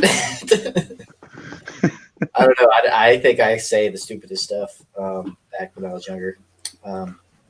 Like it doesn't make sense for some of the stuff to say. I can always just look through your videos and we'll see what we can do. Yep. I keep roast myself completely. I do it a lot anyway. I hate doing friends because you always feel bad on some level, Yeah. Like Levy wanted me to do one of him one time. I was like, man, yeah, but I don't know. It's just weird. I'm a quality snob, so I'm like 360p. No. Yeah, I'll put you at least 720, bro. Don't worry. Damn. For live streams, it's a little bit different. That's a step up. Yeah, it's a step up from 360. At least you're in the HD realm. I'm just kidding. But yeah, all my episodes from back in 2012 were even 1080p. Because I insist on editing from my phone like a 15-year-old. I just That's crazy. I don't even know what that life is like editing from a phone. Oh, dude, laying back in your bed editing, it's awesome. Damn. Carl, would you be available October 29th? Who, me? Yeah. What's going on then? October 29th, me and Tanya's getting married at Randolph County Infirmary Asylum in Winchester, Indiana. It's a masquerade party. Wedding. Oh, wow. Wait, what state do you live in, Crow? I'm in Florida. Oh, you're in Florida. Okay. Okay, so Patrick wants to do a equipment review video, is what he says. I have to go find it on his page. He posts a lot, though, so let's have a look. Okay. And here's the power button. He goes to his channel.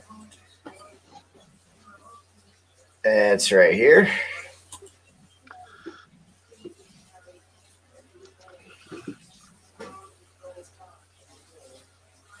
I'm getting that pedal. I'm actually buying that pedal from SB7, dude. The exact one.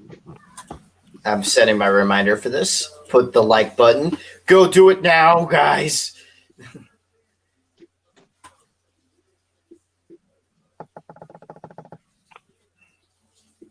Okay.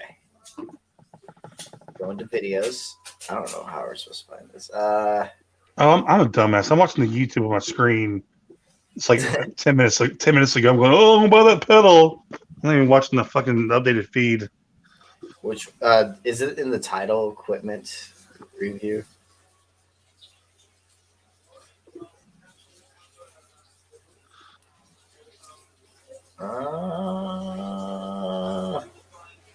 Yeah, Dwayne, I don't do much as far as public appearances, so I'd have to do some serious soul searching for that one. I might be in spirit. It's his oldest video.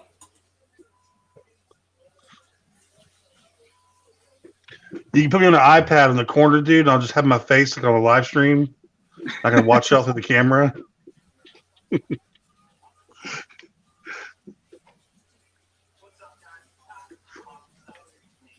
may be televised. I don't know. Oh, crap. Oh, my gosh. I just realized I'm not sharing the screen. It may live stream. Yeah, I forgot that. I completely forgot about sharing the screen. 1 second. Okay, so let's do that real quick. Okay, so I'm going to give it a like because I think it's going to be funny.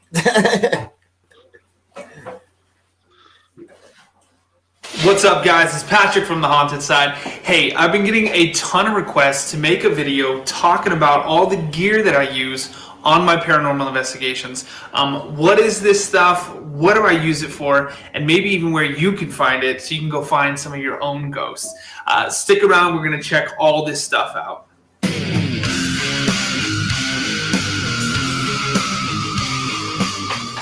All right, guys. Investigating for 5 days or 50 years, you know that the holy grail of paranormal evidence is what? Video. Something onto film. I'm going to break down the setup that I use for my investigations for all of our static cameras. Now, these are the cameras that we're just going to typically set up in the different locations. Thank you for telling me what video is meant for, Patrick. I'm going to roast you guys just for fun. I'm waiting for you guys to roast me next. And aim them kind of at where the activity is at its highest. So what I did is actually on Amazon, and I'm going to link to all of this stuff in the description, but I picked up a few of these Geek Cam 4K action cameras.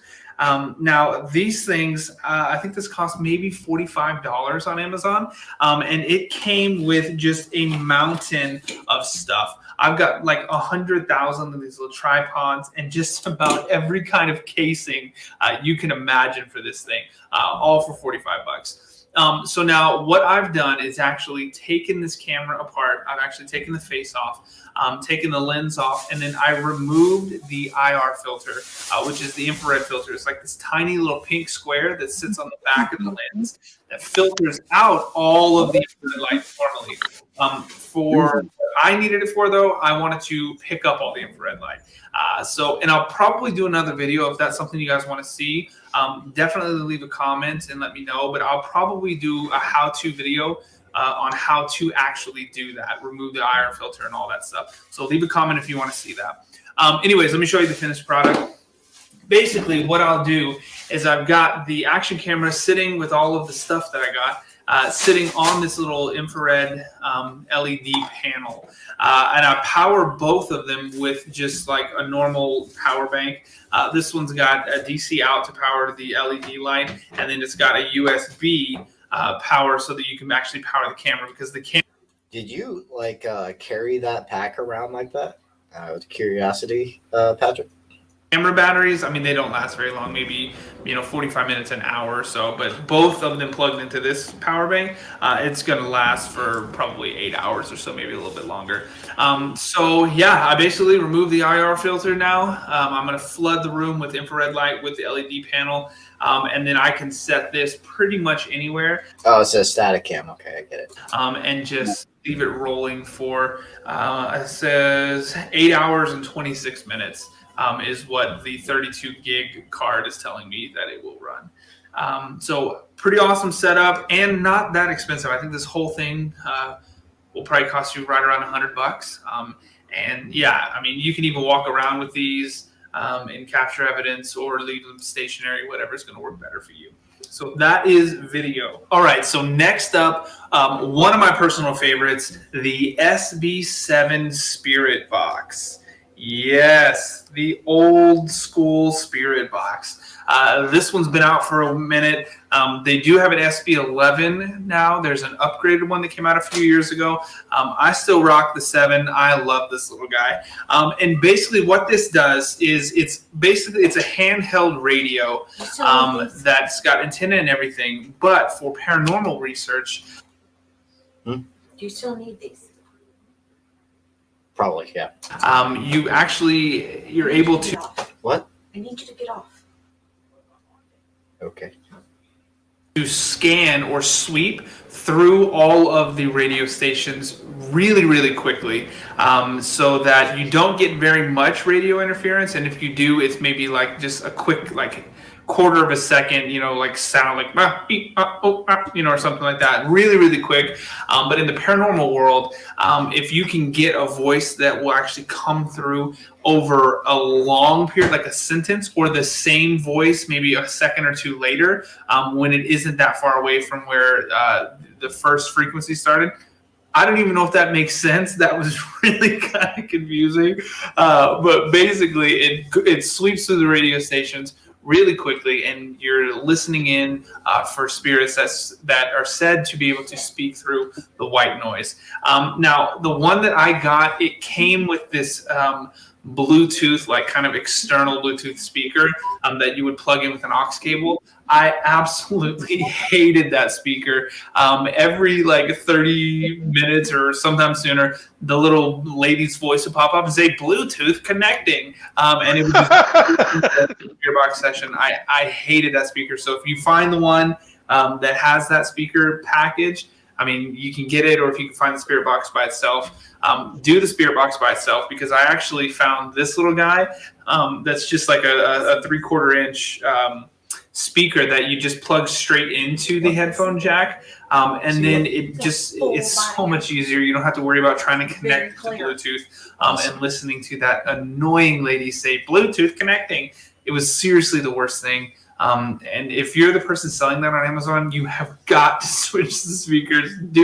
Put this little guy in there because it was atrocious. Agreed. Anyway, so now that is pretty much the Spirit Box. Love this guy. Got a lot of really good evidence with this. The same voice speaking over, multiple sweeps, 20, 30, 40 sweeps, sentences, everything, and answering intelligently to questions that we're asking. Patrick doesn't age because he's a vampire. I'm just reading the comments. So the SB7 Spirit Box, definitely an awesome piece of equipment. All right, guys, moving along. Next, we've got the Mel Meter. This one you've seen on just about every single paranormal investigation television show that exists. There's a reason for that. This thing is just fantastic. I have got the Mel 8704R, which basically means that it will pick up all of the electromagnetic energy in milligauss readings with the built-in sensor inside. So in the paranormal world, it's said that spirits and spiritual energy, you can pick up on that electromagnetic energy. So if something happens and there's a spike in energy, it's just kind of a scientific way of proving that there was some kind of energy in that room. Whether or not it did whatever happened, if it knocked something off a shelf, that's debatable, but you can always show that there was some kind of energy around or near when that stuff happened. Another thing that I love about this, if you look really closely, it tells you the temperature. Because a lot of times in these locations, we will get these sudden bursts of just cold energy that makes your hair stand up. And where, like I would be investigating in the South and it'd be 100 degrees outside. And then all of a sudden on here, it's reading a 50, 60 degree Fahrenheit, which is like a 40-degree difference. So something like that where you can actually prove, show it and scientifically prove that something is happening. It just helps to aid in your credibility as a paranormal researcher. And yes, it is 54 degrees inside of my garage. Little cold, but I think I'm gonna make it. So yeah, Mel Meter, this thing is fantastic. Again, I'm gonna put the links to this stuff in the description, so check it out and grab some of this stuff. Let's go ghost hunting. Anybody want to go ghost hunting with me? Leave a comment, let me know when and where. You probably got a lot of comments over that. Everyone's like, yes, I do. By the way, Patrick's face is very clear and like shiny here, like a cucumber. Yeah, one of them cucumber facial things, I try to get a funny guys. Oh, okay, never mind. But, I didn't even know that, Patrick. I didn't even know that you weren't a mod this whole time because I'm so busy looking at the StreamYard chat that doesn't show that. So I just now realized when I was looking through on my phone, I was like, wait, why didn't you highlight it blue? So it's so I just added you. Oh man! Did you get busted, dude? Are you being told to wrap it up? Yeah. I have some cleaning to do. And lastly, let's talk about digital recorders. This is what I use to capture EVP or electronic voice phenomenon, which is said to be spirit voices that are captured on the high sensitivity mics that are inside of these things. Now, I use this Sony one because some of the other digital recorders, you have to actually put an aux cable from the microphone into your computer and then re-record it onto your computer. It's just an extra step that's kind of a hassle. With this Sony one, though, I love it because it's got a little USB. I like that Sony. I had the exact same one. You know what happened to it? It went down a well at the Conjuring house. It's still there recording as we speak. Yes, the legend says it's still there recording EVPs as we speak. We'll have the most amount of EVPs ever captured at the Conjuring house. We're going to get some underwater EVPs, so we're just going to recover it in a few years. Patrick says that's called good lighting and foundation. Hell yeah.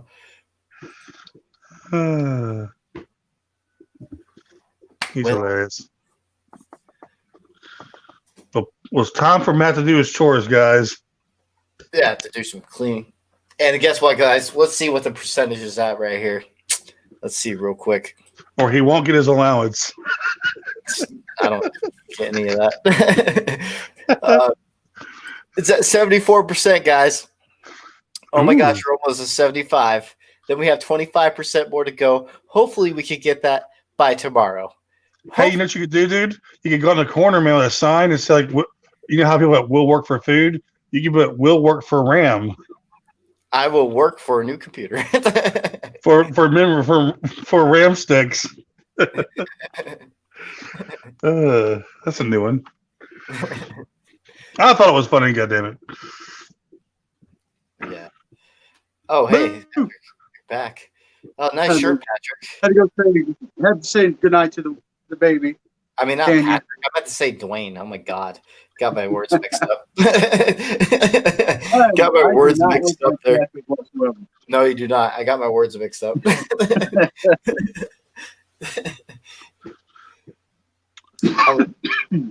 yeah, nice shirt, Dwayne. Actually, Patrick does have that shirt now too. It's heading there right now. Patrick, you have that shirt coming in. I'll render it. Oh my gosh, you don't have Vegas though. That's the only issue. I mean, at least, yeah, you don't have it because you have an iMac, so you can't download it. That's the issue. I know, right? If you had Vegas, I probably would. Actually, it would take a while because then I'll have to send all the video files I have, all the music I have, and use it. So it would be a sec, but it should be done by tomorrow. You know what's funny is when I did the Honda size 12-hour Mackie Mansion thing, I put it down to 1 hour video. I put it just on my phone. I took it down to like 340 or whatever the fuck it is, 360 or 540. It was something low, dude. Then Patrick takes that and puts it into 4K. I know.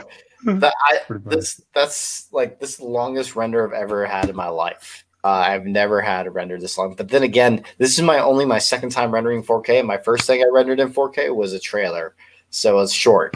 This is my first long thing in 4K. Yeah, dude. I'm telling you, when that 4K video loaded for Pat, it was 13 gigs and it took 9 hours to load on YouTube.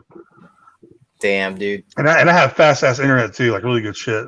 Well, then hopefully this gets done by tomorrow because that means I need to upload it and get it in time for Wednesday because that's my goal is Wednesday. I was supposed to do it last Wednesday and then I wasn't finished. Took 2 more days to finish it, and I'm not kidding. 36 hours of editing, and then after all that editing, I finally finished it, and then at first I rendered it in 720p to make sure everything's good. There's only 3 things I needed to fix. I fixed those 3 things.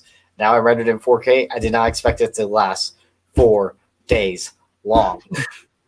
Hey, Patrick said Matt's first long thing was the haunted side. Oh. No, first long render. Yeah. I know. Yeah, it is the first pop the cherry in a 4K episode because of the haunted side. Hey, Chris has a question, dude. Chris W has a question. Okay, Chris, where are you? Where's Chris? Oh, there you are. All right, if you use a Box app, do you think someone could hack it and mess with me? I have no idea. I don't think so because the app is very specific to what's on the store. So I don't know.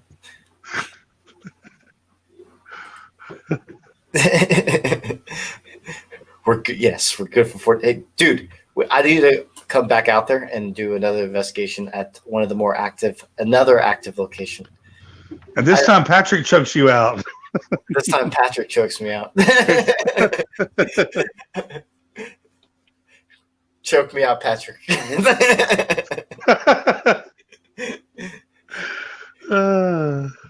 then I'm gonna wake up. Wait, what? That sounded a little kinky, Matt. What you just said to Patrick. Oh yes, we get kinky here. It's after hours. It's bromance time.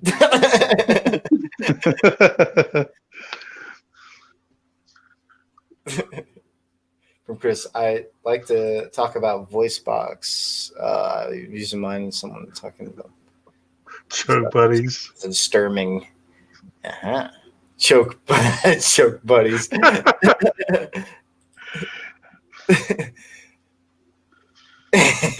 No, I just said it's 64 episodes in front of him and he passes out.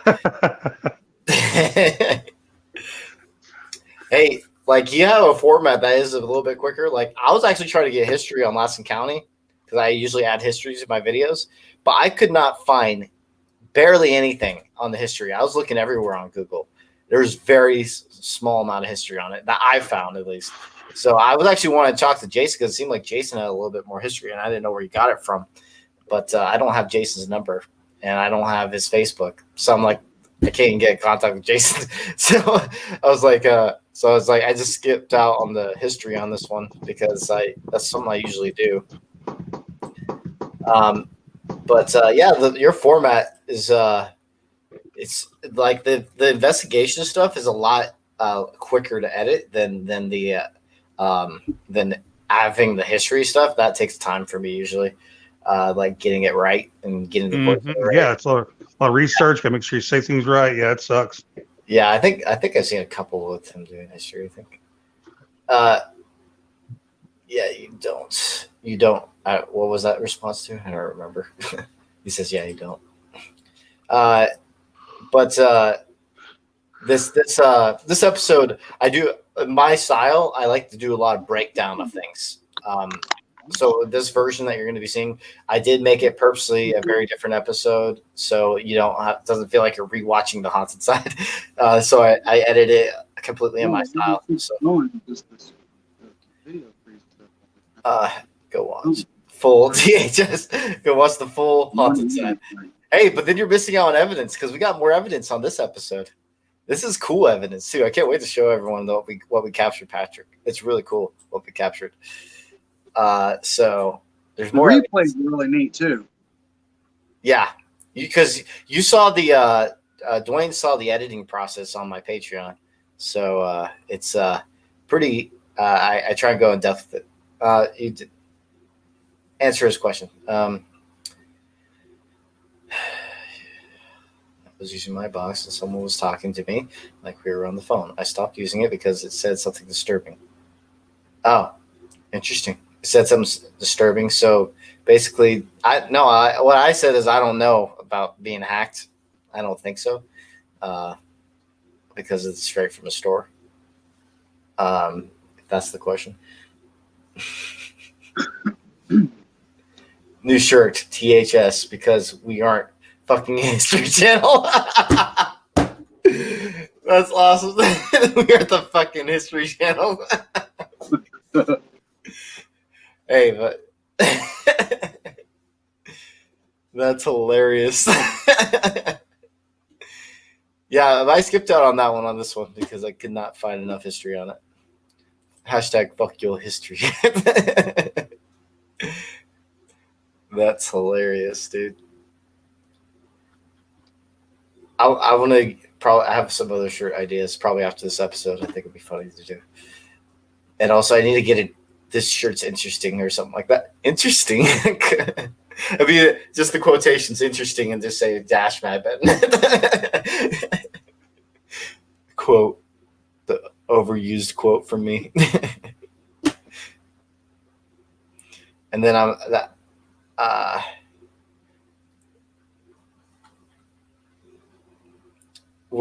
we also need more rocks thrown. That's why I want to go hang out with Patrick some more. We need some more rocks thrown at us, Patrick. It's more fun.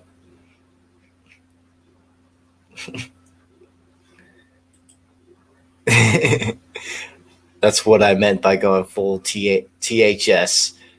No history. Yep, we went full THS on this video. Hashtag fuck your history. Oh man. Oh yes, this one's funny because I always go into some kind of hole at locations. It's like holes. Interesting. Also sounds pretty bad.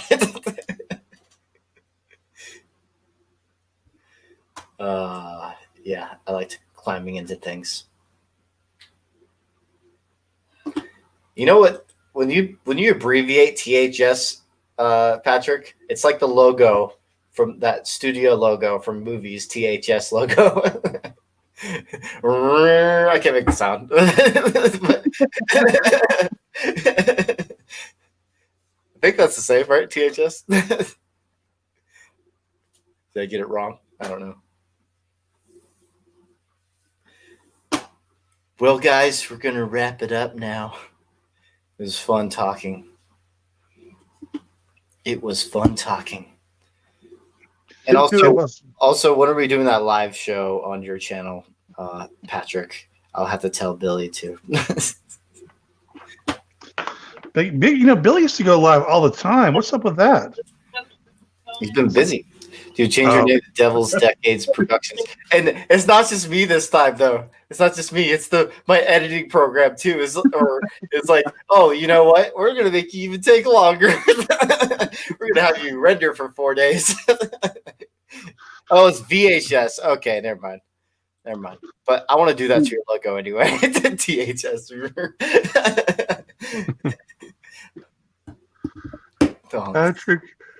Patrick's home. Oh, sorry. Yep, it's my own editing programs trying to be like, this week I'm home. Awesome. We'll I'll message. We have a group chat now on Facebook. I'll just message in the group chat for the update on that. Awesome. I will talk to everyone later. I had fun. It was a fun time. You guys, thanks for having me on, and it was awesome as usual. And I'm sorry for a little bit of the roasting. I just thought it was fun. Oh, dude, no, I love it, dude. I would prefer more, honestly. That's funny stuff. You can roast me anytime. Yeah, we'll do it more in the future. It's pretty fun. Okay. All right, dudes. I'll see you guys later. Had a fun time. Bye, everybody in chat. Talk to y'all later. Thank you for all the donations. You guys are awesome. Bye. Toodles.